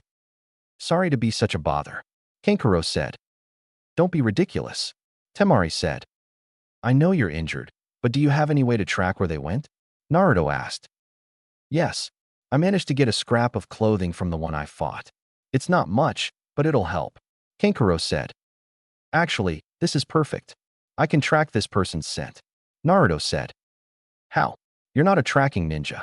Temari said. Then Naruto whistled, and a small black fox came running into the room. Fox! A doctor yelled and tried to catch it, but it jumped into Naruto's arms. How did a fox get into the desert? Temari asked as she rubbed its ears. I met this little guy when the Suna invasion happened. It's fully grown, but has a genetic disease that's keeping it from getting any bigger. He's a tracker and can find any scent no matter how far away it is or how cold the trail gets. Naruto said, and the fox yipped. Are we going to leave out tonight?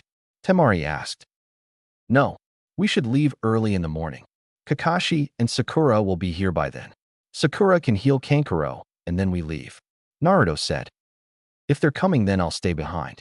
I'll watch over Kankuro and wait for your return. Temari said, and the fox started to growl. What's wrong? Naruto asked as the fox looked at door and saw Kakashi along with Sakura looking worn out. Naruto. Sakura yelled and ran at him, but she was stopped. Calm down, Sakura. Now isn't the time for this. Naruto, did you find out anything that could help? Kakashi asked and jumped out of the way as the fox tried to bite him. Kinto. He's a friend. Sorry, Kakashi. He just hates the smell of dogs. Anyway, we're heading out in the morning. Kankuro has a cloth that we'll use to track the Akatsuki members. Sakura, we need you to remove some poison from Kankuro. Naruto said, and Sakura nodded, then started to work on Kankuro. Should I summon Pakin? Kakashi asked. Not unless you Kinto to kill him. Naruto said. It's a heavy metal-based toxin. It's the kind that attacks muscle tissue and destroys the cells intently. May I see his chart? Sakura asked. Yes, of course. Here it is. We were getting a breakdown of the poison. There are still quite a few blanks. A Suna doctor said. I know just what'll happen. The cardiac muscle will be weakened to the point where the heart collapses and ceases to function. It's doubtful that I'll be able to come up with an antidote in time. Sakura said. What are you saying? There's nothing you can do. Termai said. I'm going to need a few things, and I'm going to need them quickly. Sakura said. Right. Both doctors said at the same time. This is going to be pretty crude, but it's the only option we have. Sakura said. Next day. Everyone ready? Naruto asked. Yes. Are you sure the fox can track them?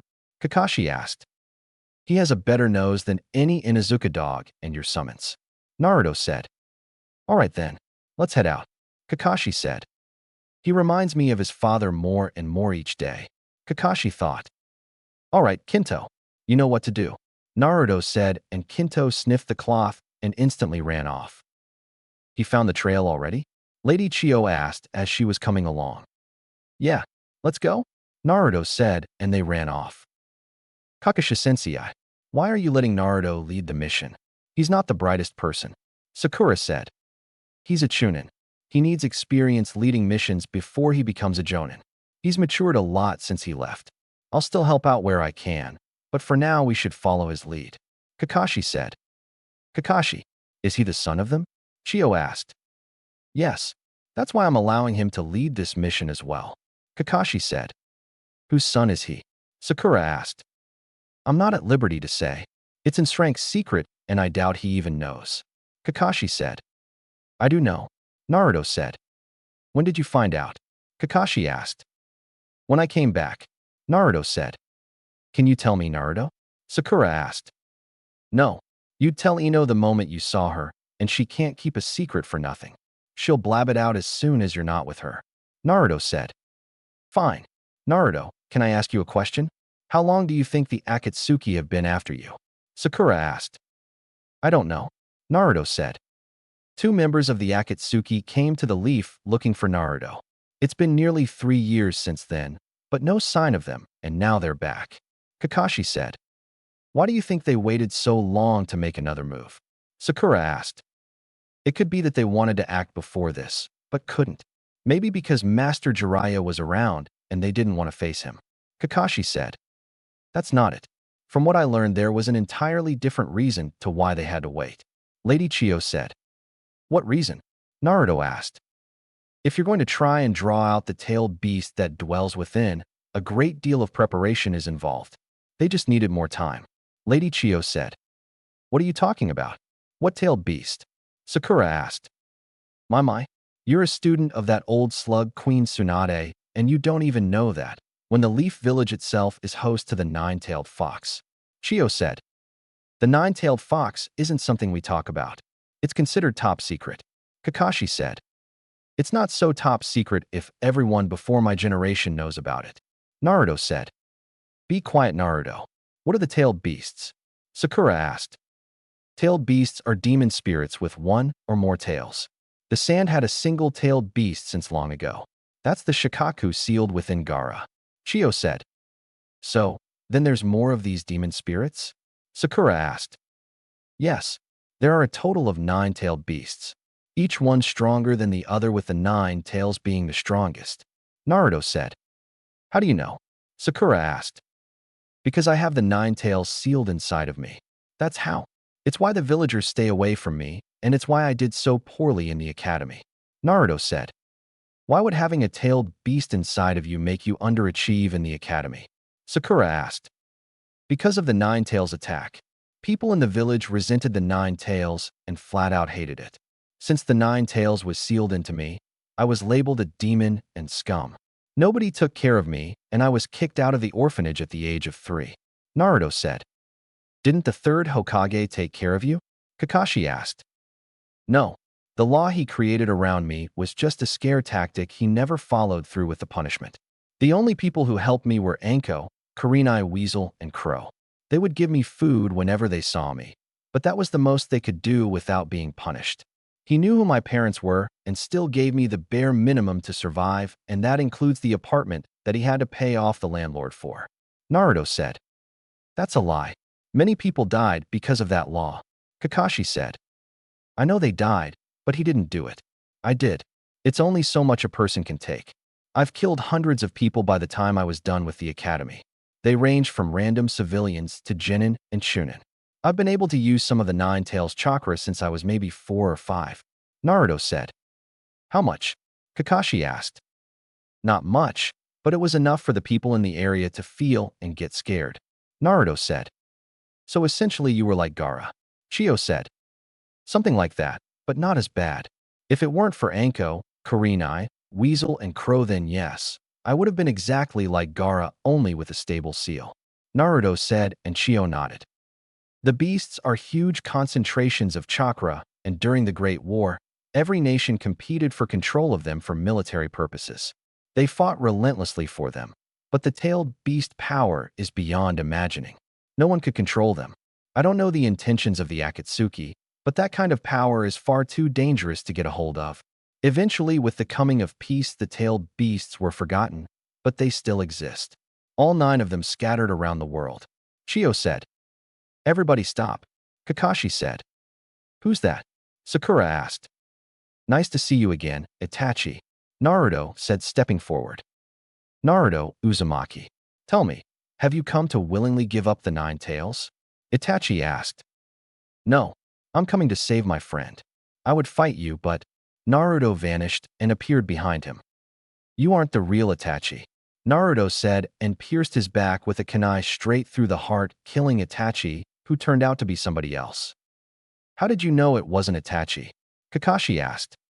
His chakra has 2 different signatures. I've been around him a lot to know how his chakra feels. Let's get moving. We don't have much time to waste, Naruto said, and they ran away. How much farther, Kinto? Naruto asked, and the fox just stopped looking at a giant boulder. We're here, Kakashi said. Apparently Team 9 was made aware as well. I'm guessing you secretly sent Pakin out with a sample of the cloth, Naruto said. I did, Kakashi said, and they jumped down. Late as usual, Kakashi, my guy said. Well, we've ran into a little trouble along the way, Kakashi said. Naruto, Sakura, Rock Lee said. Naruto, Neji said. Let's get this thing opened, my guy said. Neji, what's going on inside? Naruto asked, and Neji activated his Byakugan. Inside looks like a large cavern, but I can't quite make out what's going on in there.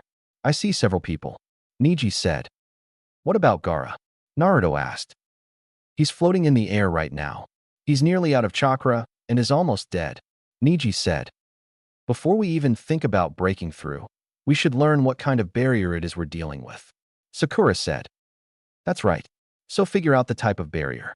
That's step 1. Right, Kakashi? Guy asked. Yeah, Kakashi said. What do you think? Chio asked. It could be a 5-seal barrier. It's a strong layer of protection, in which 5 tags with the word forbidden are found around the area that's being guarded. 1 forbidden tag is in front of us, and 4 more must be in different locations. Kakashi said. Can we pull them off? Guy asked.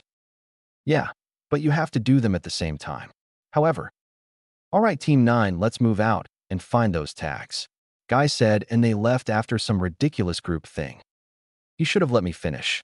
I can break this barrier myself. Naruto said and went through hand signs. Fuinjutsu, release.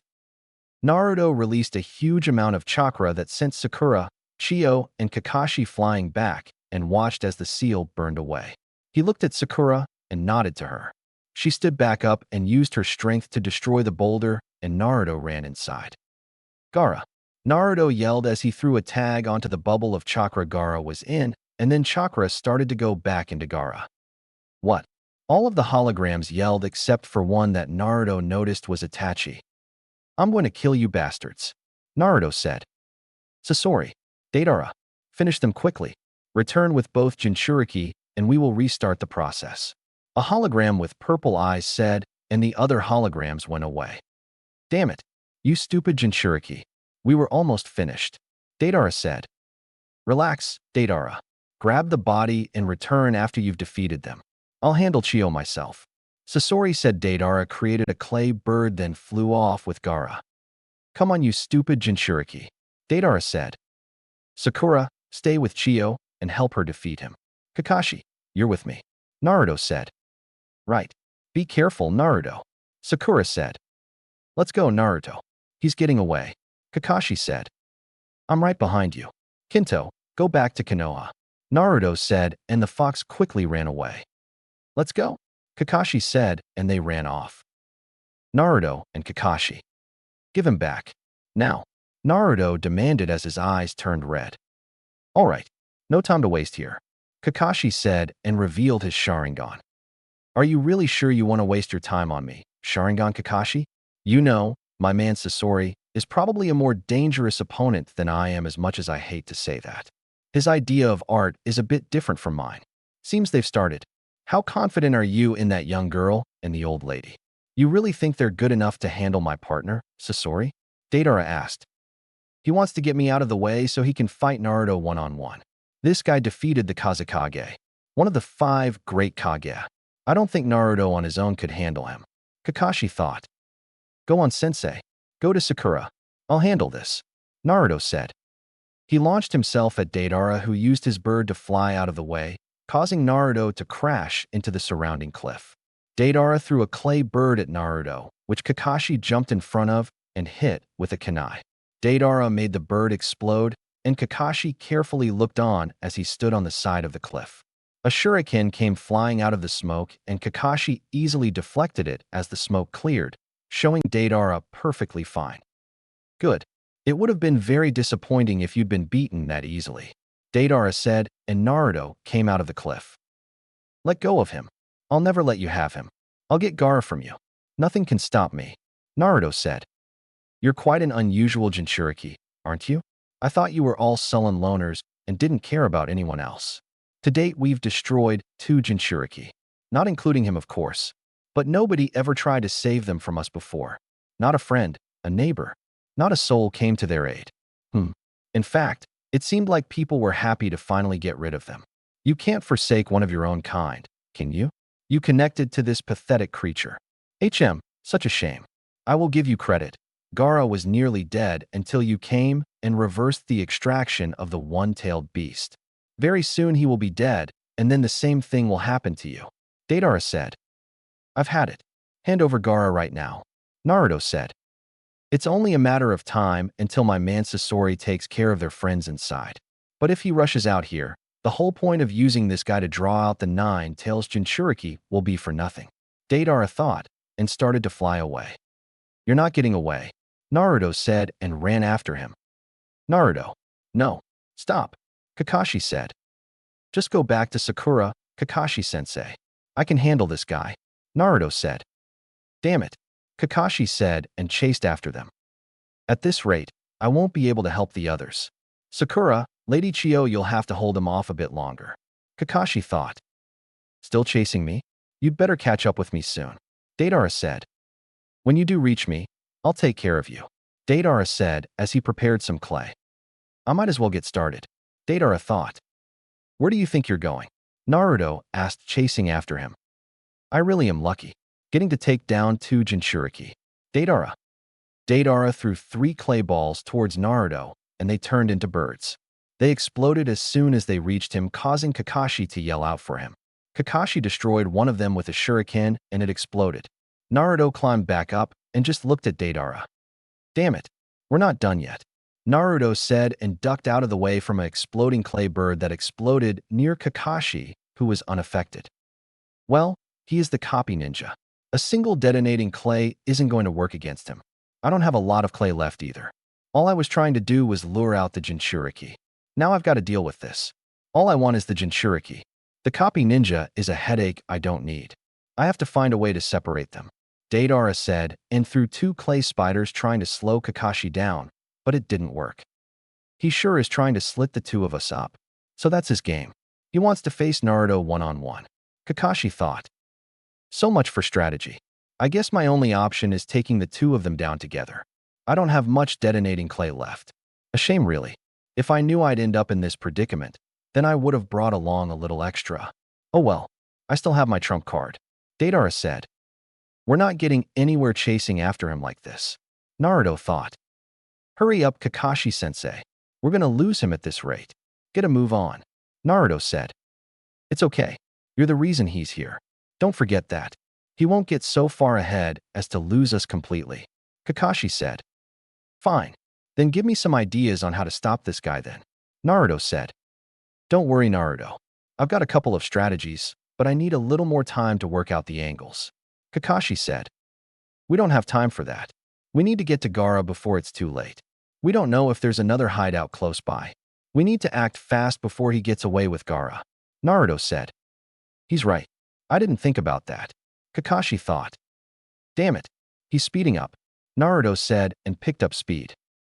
Naruto, wait, Kakashi said. There's no getting through to him now. That leaves me only one choice, Kakashi thought. So annoying. This is taking so long that I'll never get back to my man Sasori. I know. I'll use the rest of my detonating clay and show him what an artist can do. However, if I'm going to do that, I'll need to get rid of the copy ninja first. It might have taken a while, but this is worth the wait, Deidara said as he threw down multiple clay bugs that only exploded near Kakashi. What? These aren't like the bird ones from before. They're smaller. Is that so they don't get picked off by shuriken? Why so many? Judging from the size of the hind legs, I'd say their special ability is jumping. I guess it's going to come down to a battle of speed, Kakashi said. You're slowing me down, Kakashi-sensei. I'm going ahead, Naruto said. Don't do anything reckless, Kakashi said. Yeah, I know, Naruto said and sped up. This might be a bit of a sticky situation, Kakashi said. I've got to think. I can't waste time having a staring contest with these things. If I leave Naruto on his own, he could lose control at any moment. They won't let me fall back and gain enough speed to break past them. They're maintaining this distance, Kakashi thought and leapt away. Naruto. At last. Now it's just the 2 of us. Don't scowl like that. I was about to let you see your friend, Deidara said, and the bird opened its mouth, revealing an unconscious Gaara. You're a Jinchuriki. I bet seeing him like this drives you crazy, Deidara said. Give him back. Right now? Naruto said as he was about to jump at Deidara, but was grabbed. Don't do it, Kakashi said. Oh man, I could have sworn you just blew up back there, Deidara said. Sorry, but it wasn't the real me that blew up. Next time you should elk your critters to tell the difference between a real human and a shadow clone. That is, if there is a next time, Kakashi said. Don't move, Naruto said as Deidara flew away. I could say the same to you. It'll be all right. We will get Gaara back. So calm down. Listen, Naruto, you're not used to fighting an opponent like this.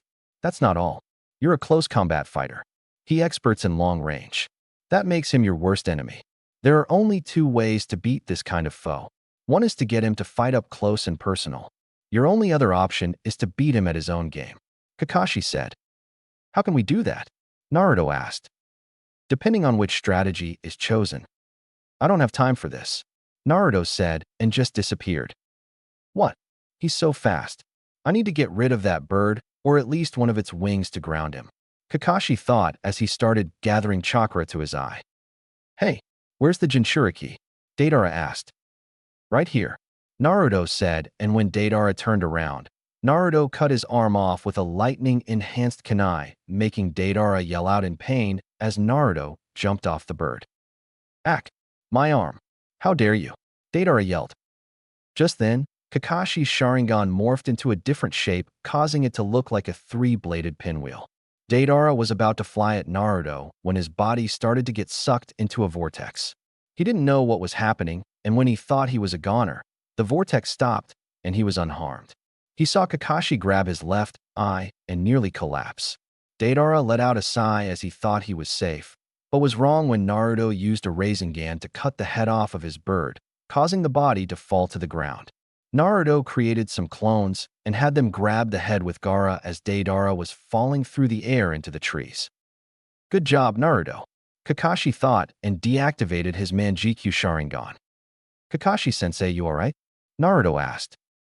Yeah, thanks, Kakashi said as they got a nod from Naruto's clones as they dug Gaara out of the clay bird, and he was breathing, but it was labored breaths. Damn it, they got him. I can't fight right now. I don't have any arms. The plan was perfect. Use the Kazekage as bait to lure out the Nine-Tails Jinchuriki, and then I could capture him. I didn't plan on the copy ninja coming along as well. First the Kazekage got my left arm. Now my right arm too. Even though the Nine-Tails Jinchuriki was trained by Jiraiya for nearly 3 years, it was only to help control the beast. When was he able to use lightning? I'm lucky I didn't have any of my explosive clay at that moment, or I would have been killed. The copy ninja is the mystery though. What was that jutsu he used back there? I never thought I'd meet anyone with visual jutsu as powerful as Itachi's. The Jinchuriki may have some skill, but compared to me he's nothing. The problem is how to deal with Kakashi. Deidara thought. You're gonna pay for nearly killing Gaara, Naruto said. Yeah, maybe someday I'll give you a rematch, kid, Deidara said. You've let down your guard, Kakashi said. Damn it, Deidara said, and was punched hard by Naruto. Yes, a Naruto clone said. You shouldn't drop your guard like that. You should be more careful, Kakashi said. Shadow Clone Jutsu. Naruto created 4 shadow clones and had them hold Deidara as he fell to the ground. The real Naruto fell and drove his knee into Deidara's gut. He punched him a few times, causing blood to go everywhere, and Kakashi was beginning to get worried. Naruto used a clone to help create a Rasengan and shoved it into Deidara's face, but the body just turned into clay. It's clay? A substitution, Kakashi said, and Naruto released his clones. He got away, Naruto said. I'm surprised, Naruto. Despite everything that happened, you managed to keep a level head during the mission. I thought I'd have to suppress the Nine-Tails chakra, Kakashi said. What do you mean? Naruto asked. Lord Jiraiya gave me a seal that I should use just in case you lose control. He said 2 tails is your limit and that I should suppress your chakra as soon as you grow 2 tails. Kakashi said, and Naruto grew 2 tails of Nine-Tails chakra. I can handle 2 tails of Nine-Tails chakra just fine. He only said that because the last time I grew 2 tails, I attacked him for spending my money at a brothel house the night before. 3 tails is where things start to get iffy, as it can go either way. The 4th tail is where I can't remember what happened. The 3rd and 4th tail should be where you worry, not 2 tails, Naruto said and released his chakra cloak as Sakura landed with Lady Chiyo. Finally caught up to you, Sakura said. You found us. Nice work, Kakashi said. We felt a huge tremor a few minutes ago, Sakura said. Glad you're here. So I take it you guys won? Naruto asked. Yeah, Sakura said. Looks like you're still having some trouble here though, Lady Chiyo said. Something like that, Kakashi said. What about Gaara? Where's he? Lady Chiyo asked. He's breathing thanks to me reversing the effects of Shikaku being nearly ripped out of him, but his regenerative powers aren't working as well as they should right now. I guess Shikaku needs to recover as well. His breaths are labored right now and he's barely alive. Naruto said. That's good. Lady Chiyo said. I don't believe it. My man Sasori was beaten by that little brat and the old hag, leaving a thing of eternal beauty for the future? Yeah, right. All he did was get killed. He was overconfident about that puppet and fully exposed his weakness. Oh well, it was still an ending worth of an artist. Deidara thought as he left his hiding spot only to come face to face with Team 9. Good work, Niji. Kekkei said. Child's play actually. Niji said. I get it. Byakugan, one of the Kekkei Genkai of the leaf. Just like the Sharingan. You used those eyes of yours to sneak up from my blind spot. This is my first time seeing it in person. I'd be curious to see how it differs from Itachi's Sharingan, but I think my escaping takes precedence at the moment. Deidara said. Heh, you're looking at Team Guy, my friend. The #1 squad. You're not going anywhere. Kekkei said. That is a promise. Rock Lee said. I hope you're ready. Tintin said, and Deidara vanished with Guy as they started to fight, drawing the attention of Naruto, Kakashi, Sakura, and Lady Chiyo. It's Guy's team, Kakashi said. Not bad. Looks like I won't be able to outrun them, Deidara thought as he dodged some shuriken, and then Lee landed in front of him. Here I come, Lee said and started to punch and kick at Deidara, who expertly dodged them. 8 trigrams air palm. Niji blew a gust of wind from his palm, and it sent Deidara crashing into a tree. Before Deidara could make a move, Tintin threw 4 more giant shuriken at him that he had to dodge. Deidara leapt away with Team 9 following close behind. They're a persistent bunch. Now where was it? Down there, Deidara thought as he saw the body of his clay bird. He's dropping, Tintin said. Watch it. We don't know what he's planning. Stay on your guard, Guy said. Be careful, everyone. He's a long-range fighter who uses explosives, Kakashi said, and Deidara started to eat his clay bird. I think it's time I revealed my ultimate work of art, Deidara said as he started to grow. He's concentrating all of his chakra into a single point. Oh no, everyone get out of here immediately, Niji said, and Team Guy ran away. Art is an explosion, Deidara said, and exploded. We're never going to make it, Niji said as the blast was closing in fast. All of a sudden, the explosion started to disappear into a vortex. Everyone was looking on in shock except for Naruto, since he knew what was going on. It worked. Just in time, Kakashi said, and nearly passed out. Kakashi-sensei, you alright? Naruto asked. I'd expect nothing less from my rival, Guy thought. I don't get it. What did you do? Sakura asked. Sent the explosion off into a different space, Kakashi said. You sent it somewhere, Sakura said. Sharingan is a visual jutsu, Niji thought. I'm not sure I understand really, but it seems the enemy has been defeated. Tintin, do you agree? Rock Lee asked. What? Are you kidding? What the hell are you asking me for? Tintin asked. More importantly, is everyone okay? Kakashi asked, and Naruto clones landed with Gaara. Sakura, can you heal him? Naruto asked. Yeah, I can. What happened to your seals? Sakura asked. It can't work with another healing power. They would cancel each other out, Naruto said. Okay, I'll heal him as soon as we get away from here, Sakura said. Thanks. Can you punch a small hole in the ground for me? Naruto asked. Sure, Sakura said and created a hole the size of her fist in the ground. Naruto, why did you ask her to do that? Niji asked. I have my reasons. Everyone get away from here. I'll catch up, Naruto said as he went through hand signs. I recognize those hand signs. Since when can he use lighting chakra? Kakashi thought as they all left. Lightning style, electromagnetic murder. Naruto placed one of his hands in the ground and shot a wave of electricity from his hand and had it travel underground.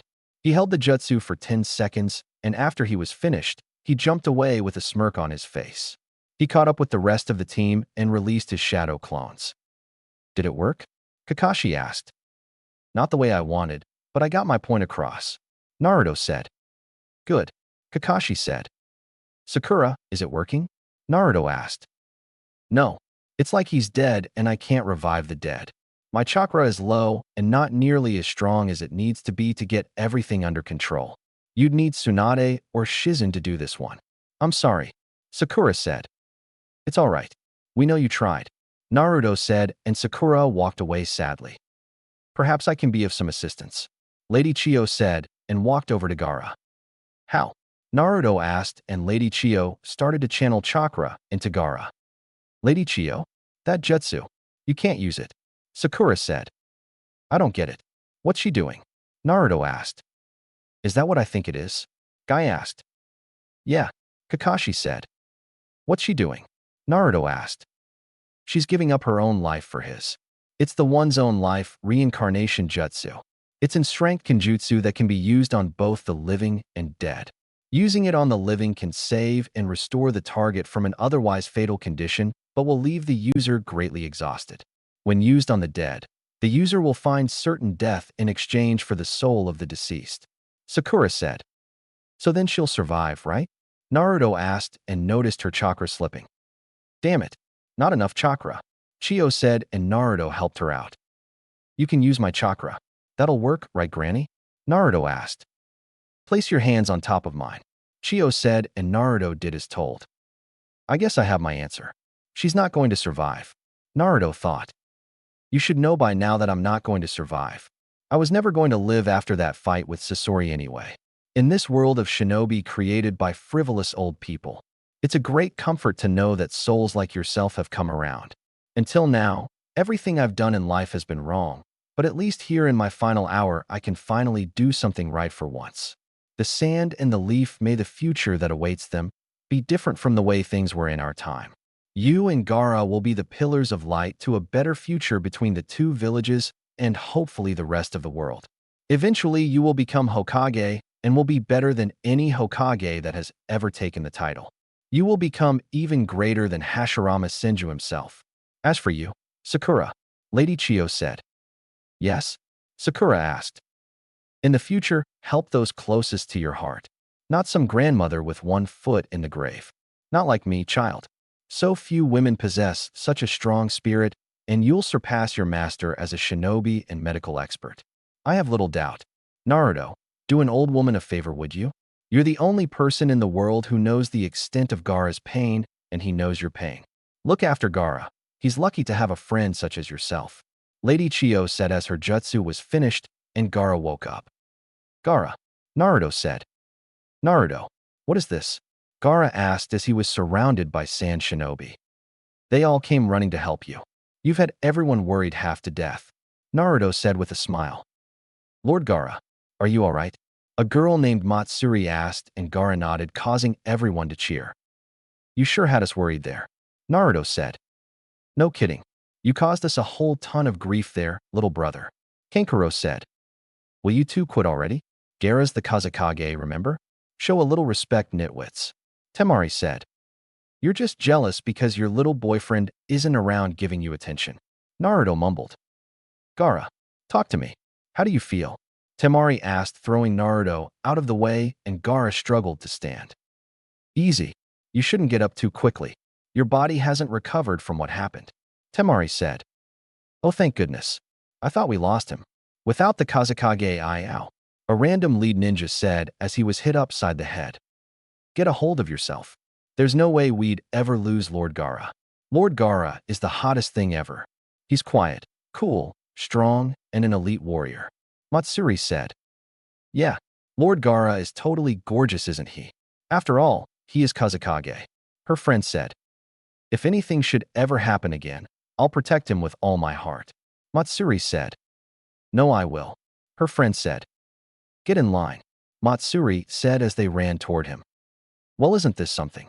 Gaara has a fan club, Naruto said and chuckled as he nudged Gaara. Lord Gaara, Matsuri's friend said and pushed Naruto out of the way. Again? Just give me a break, Naruto said. I don't sweat it. Women always go weak in the knees for that cool elite type of guy. What can you do? Am I right? Kankuro asked. I'm pretty sure Shikamaru said something like that once too, Naruto said. Naruto, thank you, Kankuro said. Huh, don't look at me. It was Granny Chiyo who saved him. She gave up her own life just to make sure Gaara survived. He was lingering on death before she used her jutsu on him. Naruto said, and everyone looked at the lifeless body. She used that jutsu, didn't she? Kenkaro asked. Yeah, she did. Sakura said. She said she wanted to do something right for once in her life, since she knew this would be the final day she'd live. Naruto said. Look at her. I half expect her to burst out laughing. Her face is so peaceful. Chiyo's brother said. Yes, Sakura said, and Chiyo's brother looked at Gaara. Naruto, there really is something different about you. It's true. You do have the power to change people. Lady Chiyo always used to say that she didn't care about the future of the hidden sand village. She wasn't the kind of person who would do something like this for Gaara. Temari said. Lady Chiyo entrusted the future to you and Gaara. It was a death befitting a shinobi. Kakashi said. I know, just like the past Hokages. Naruto said. That's true. Kakashi said. I get it now. I understand what Granny wished for. Naruto said.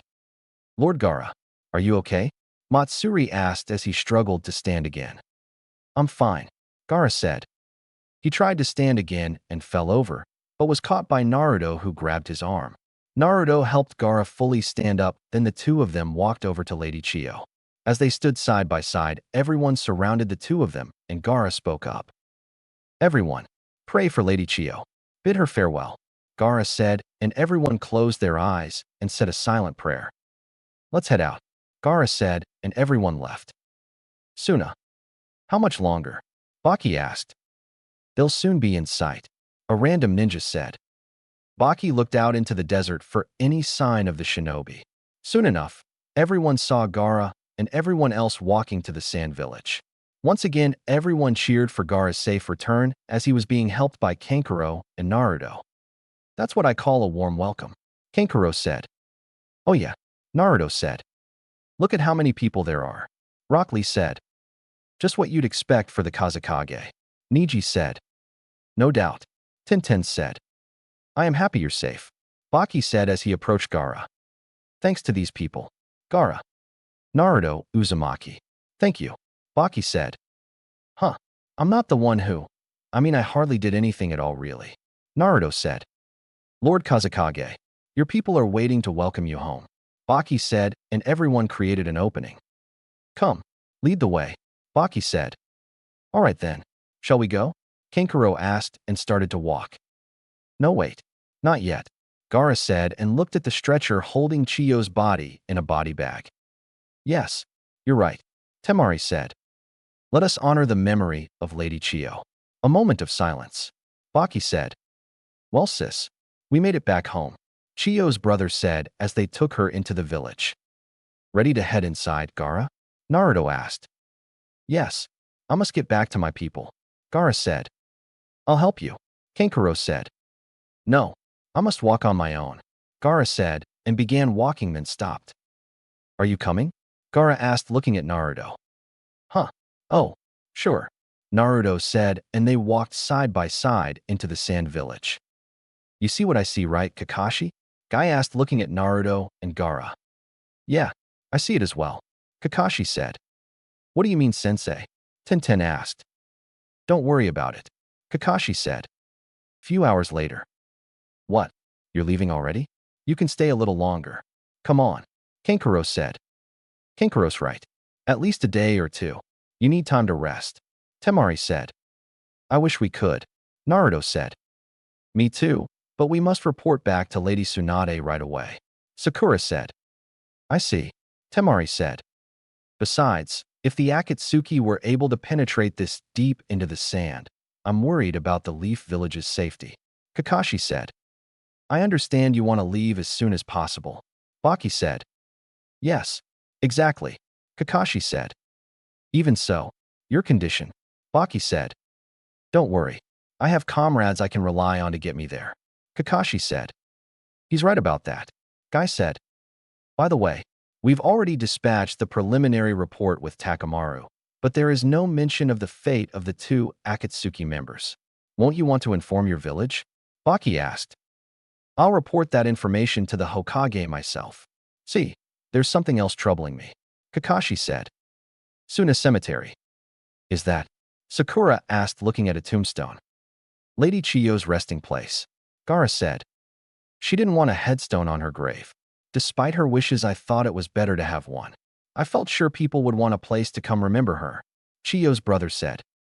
Everyone, say your farewells.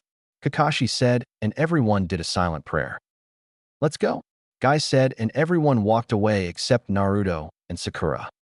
Sakura, Naruto. We really should be going. Rock Lee said, and Sakura walked away, but Naruto stayed. She's never been one to put her trust in anybody, but she did so for you and Gaara. Hopefully I'm alive to see you two become the great men and shinobi I know you can be. Chiyo's brother said to Naruto. If you're as strong as she was, I'm sure you'd be able to see us grow. Naruto said and walked away. Naruto, Uzumaki. He will be the one to lead the future generations into an era of peace. Chiyo's brother thought. Tsunogates. Well, so long. Kankuro said. Yeah, Naruto said and had a stare off with Gaara. I guess this where people are supposed to shake hands and get all choked up, but I've never been good at that stuff either. So let's just leave it, huh? Naruto said as he saw Gaara extend his hand and shook it thanks to Gaara using his sand to control Naruto's hand before releasing the grip. Naruto, Temari said. Huh? Naruto asked and he was brought into a hug. Thank you for saving my brother. Temari said. You're welcome, Naruto said and broke the hug. Desert. The Leaf Shinobi were walking through the desert on their way back, and Might Guy was not happy. Why wasn't he happy? Simple. He was behind the group since he had to help Kakashi walk, because he was still exhausted from using his Manjikyu Sharingan. Can't you two go any faster? Tintin asked, and Guy was angry. Sorry about this, Guy. That new Sharingan takes a lot out of me. Takes me a while to get back up to speed. Kakashi said. Hurry up, will ya? Tintin said, and Guy started to get really angry. Guy? Kakashi asked, and the next thing he knew, Guy threw him up in the air, making him land on his back. What happened? Niji asked as everyone turned around. That's just wrong, Naruto thought. Two grown men playing piggyback. It's almost creepy, Sakura thought. Oh brother, Tintin thought. What the? I get it. A training exercise, Rock Lee said. So you want to see faster? I'll show you faster. Gangway. What's wrong, slowpokes? Can't keep up with me? Guy asked as he ran past, everyone kicking up a cloud of dust. It looks even weirder in person, Sakura thought. Niji, Rock Lee said as he placed his bag on his stomach and motioned for him to climb on his back. Oh hell no, Niji said. How about anyone else?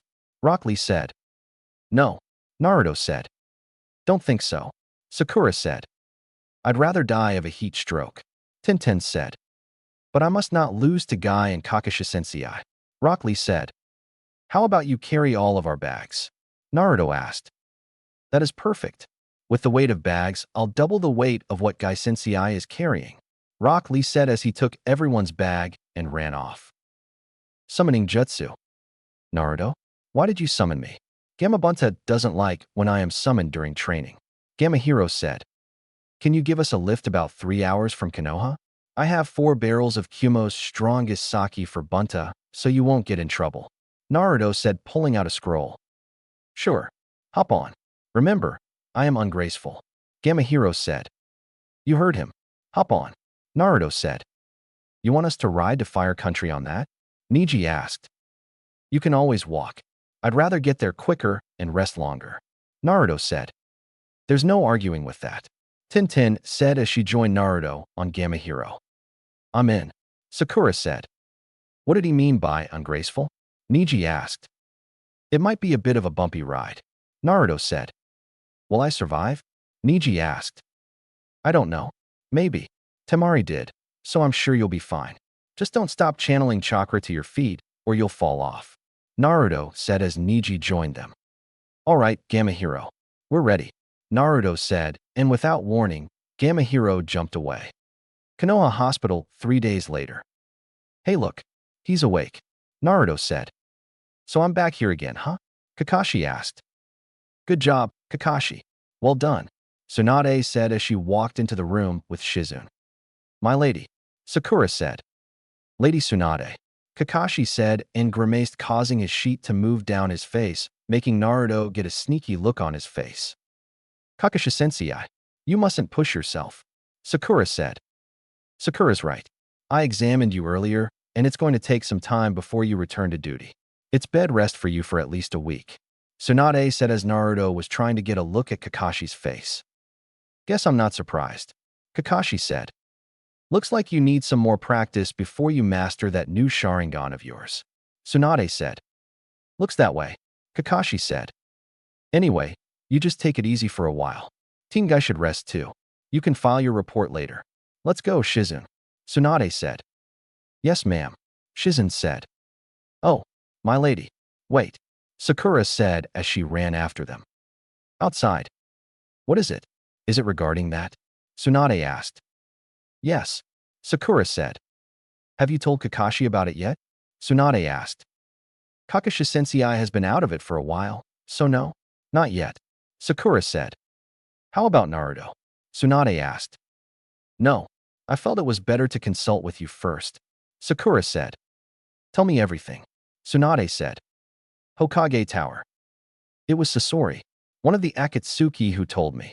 He said it was a reward for defeating him. He said one of Orochimaru's henchmen is working as a spy for him and is supposed to meet him in 10 days at the Tenchi Bridge. Sakura said. 10 days at the Tenchi Bridge. Tsunade said. It's already been 4 days since then. We only have 6 days left. Sakura said. Yes, but can you trust your source? Tsunade asked. They were his last words. I doubt he was lying. Sakura said. What if it's a trap? With Orochimaru as the bait, and the Akatsuki waiting there in full force for whoever is foolish enough to show up. Tsunade said. If it's a trap, then we fight them. Sakura said. Yes, but Kakashi is going to be out of commission for more than a week, and with only 6 days until the rendezvous. On top of that, Team Kakashi has been sidelined since Sasuke left. Tsunade said. That's true. Sakura said. Your only option is to find a new member for a new team. Tsunade said. Lady Tsunade. Shizun said. What is it? Tsunade asked. If that's the case, then why not deploy a different team to investigate? And even if you feel that you must send Sakura, Naruto mustn't go on this mission. Shizun said. Shizun, like you, Sakura is among the Shinobi Trust. That's why this mission has to involve the remaining members of Team Kakashi. Tsunade said. Wouldn't my team serve just as well, my lady? Why not send us? Shizun asked. It wouldn't be the same. Sakura and Naruto are driven by a desperate need to find their lost teammate. They've both pleaded their lives to rescue him, and that kind of desire to honor their pledge is why they will succeed. That's where you and Sakura are different. Tsunade said. Yes, I understand. But still, I don't think Naruto should go. Shizun said. You know, just because I'm a Jinchuriki doesn't mean you have the right to keep me on a leash. Naruto said, making his presence known. That's not what I'm trying to do. Shizun said. Yes, it is. I'm going on this mission, but not out of some drive to bring Sasuke back. I can care less about that.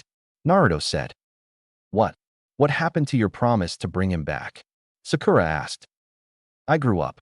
That's what happened. I'll give Sasuke one more chance, and if he refuses, then I'll have to do my job as a shinobi and finish him. Naruto said. You don't mean that. Sakura said. You trained for nearly 3 years under one of the legendary Sannin, and you still can't get rid of that fangirl problem you have. Granny, I've taken some jutsus from the vault. Naruto said. I'll send for you when the mission starts. Tsunade said. Wait, if you don't care for Sasuke anymore, why are you coming on this mission? Sakura asked. Because I want another shot at Orochimaru. I haven't forgotten what he did to me in the Forest of Death. Naruto said. Naruto, before you go on the mission, you'll need another teammate. Tsunade said. Sakura can find us another teammate. I'd rather not be worried about that. Naruto said and vanished. Naruto. Shikamaru, what's up? Naruto asked as he ran into him on the street. Planning the Chunin exams. It's such a drag. What's going on with you? Shikamaru asked. Just going to get some training done. I have a mission in a few days, and I need to be prepared for it. Naruto said. Here you go, Shikamaru. Your mom wanted me to bring you your lunchbox. Choji said. Whoa, you've grown, Choji. Naruto said. So have you. Choji said. Thanks. I'm glad you've. Naruto stopped and jumped out of the way from incoming lions made of ink. Over there, Shikamaru said, looking at the person who sent them as he was sitting on the roof. I'll get him, Naruto said, and just vanished. He's fast, Choji and Shikamaru thought. Naruto appeared behind the guy who sent the lions at him and kicked him into the street. He wasted no time as he appeared in front of the guy and grabbed him by the neck and slammed him into the ground. He channeled lighting chakra into the person's body and electrocuted him until he passed out. Whoa, Choji said. That training with Master Jiraiya really paid off. I didn't even see you move. Shikamaru said. I'm taking him to Granny, Naruto said and left in a water shunshin. Hokage chambers. Granny, who the hell is this? Naruto asked as he barged into her office and threw the person on the floor. Naruto, we're kind of in the middle of something, Tsunade said. Yeah, probably them trying to put me on a leash like I'm some lapdog. Now who is this? Either somebody give me an answer or I'm killing him right now, Naruto said and put a kunai at his neck. How did he catch Sai? Danzo thought. Fine, nobody wants to answer me, Naruto said and was stopped an inch away from stabbing Sai in the neck. He's your new teammate, Tsunade said. Then why the hell did he attack me? Naruto asked. I sent him to meet you, Danzo said, and Naruto instantly grabbed him by his neck and started to choke him. You're the person who tried to abduct me from the orphanage when I was younger. I remember you. Do not have your little goons attack me. Next time he tries something, he's dead on the spot with no questions asked. Do you understand me? Naruto asked. You really shouldn't bother me, boy. I have more power than you ever could have, Danzo said and tried to use the Sharingan behind his bandage on Naruto, but it was ripped out, causing him to yell out in pain. I said, do you fucking understand me? Naruto yelled as he grew 2 tails of 9 tails chakra and slammed Danzo into the wall. Naruto, that's enough, Tsunade said. Naruto ignored her as he held Danzo by the throat and he was holding his eye. Everyone saw Danzo start to go blue in the face from the lack of oxygen. Tsunade had walked up to him and looked him in the eye for a few seconds, then Naruto released Danzo and stopped channeling the 9 tails chakra. Thank you. Now give him back his eye, Tsunade said. This isn't his eye. I know the chakra coming from this eye, and it doesn't belong to him. I'm keeping it, Naruto said. Damn it. This brat is messing up my plans. I can't use that jutsu now. I'll just have to replace that eye with another, Danzo said, holding his bloody face. This meeting is over. Shizu, Naruto, come to my office, Tsunade said, and they left. Hokage office. Naruto, what the hell was that? Tsunade asked. That was me putting that old bastard in his place. I've had too many assassination attempts on my life to just let that slide. I'm serious. Next time that guy does something I don't like, whether it's to me personally or could harm the village, he's dead, Naruto said, and then there was a knock on the door. Come in, Tsunade said, and an Umbu walked in. Well, that was fast, Tsunade said. I heard it was a matter of great urgency, the Umbu said. I assume you know why you've been summoned here, Tsunade said. I have a general idea, the Umbu said. Kakashi's out, and I want you to take over his team, Tsunade said. It would be an honor to work in Kakashi's stand, my lady, the Umbu said. Good. Now, this isn't a normal Umbu Black Ops mission. You're going on a regular assignment, so you can take off the mask. I'll be giving you a code name. During the mission, you'll be known as Yamato, Tsunade said, and the Umbu removed his mask. Yes, I understand, Yamato said. You've got to be kidding me, Naruto said. Is there a problem? Tsunade asked. Yeah, I know why he's being put as the team captain. I was in the files room. I know almost every strength secret this village has to offer. I know all about his ability to use wood style like Hashirama Senju, but the biggest difference is he's nothing but a small ant compared to Hashirama. He's been put on this team to keep me in check and make sure I don't lose control of the 9 tails chakra. Am I right or am I wrong? Naruto asked. I can also show you the reason I was put in charge of this team, Yamato said with an edge to his voice. Can you beat Kakashi? Naruto asked. I have no problem admitting that I cannot. He's leagues ahead of me, Yamato said. Then you won't beat me. I'll see you in a few days for this mission, Granny. Nice to finally meet you, Yamato, Naruto said. Naruto, stay behind. Yamato, you're dismissed. You can meet the rest of your team in a few days. Tsunade said. Yes, ma'am. Yamato said and vanished. What's up, Granny? Naruto asked. I'm giving you an additional assignment to this next mission. Tsunade said. What is it? Naruto asked. I take it that you know your new teammate is from Root, right? Tsunade asked. Yeah, Naruto said. Good. I was already aware of Danzo somehow wanting to pair you up with a Root member to keep an eye on you. Your mission is to eliminate him if he does anything that will be a threat to the Leaf Village. Do you understand? Tsunade asked. Yes, Naruto said. Good. Now on to other important matters. Who does that eye belong to? Tsunade asked. Shursui Uchiha. I don't know how Danzo got it, but it's a good thing he doesn't have it anymore. Naruto said. Why? Tsunade asked.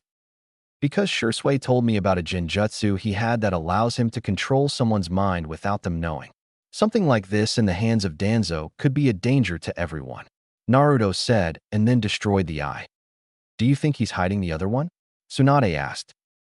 No. I have a feeling I know who has it, but I'm not telling. It's safer that way. Naruto said. Good.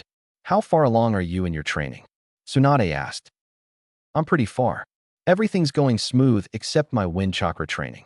I need Asuma's help, but every time he has a mission, I'm in the village and the same goes for him if I'm on a mission. Naruto said. I'll see what I can do about that. Can you really beat Yamato? Tsunade asked. Yeah, I'm around Kakashi's level now thanks to training with my shadow clones. I'm not stronger than him, but I'm pretty close to surpassing him. Naruto said. What about the jutsus your parents left behind? Shizen asked. I can't do any that my mom left for me. Naruto said. Why not? Tsunade asked. Because they're all ice jutsus. I haven't tried any ice jutsus yet since I haven't worked on my wind chakra yet. Naruto said. Okay, what about the ones Minato left for you? Tsunade asked. Other than the Rasengan, everything else is space-time ninjutsu. Naruto said. Have you learned any of them? Tsunade asked. Yeah, but I need to make my own sealing formula for me to actually use them. Naruto said. Good. I'd say you're well on your way to surpassing Kakashi. Now go get some training in. Tsunade said. You got it, Granny. Naruto said. Tsunade watched as Naruto jumped out of her window and couldn't help the smile that came across her face. Despite Naruto being more mature, that little kid side of him would always be there. She sighed as she looked over the mission she would be sending him on in a few days and hoped everything would go smoothly. She took out a bottle of sake and took a huge gulp before handing it to Shizune.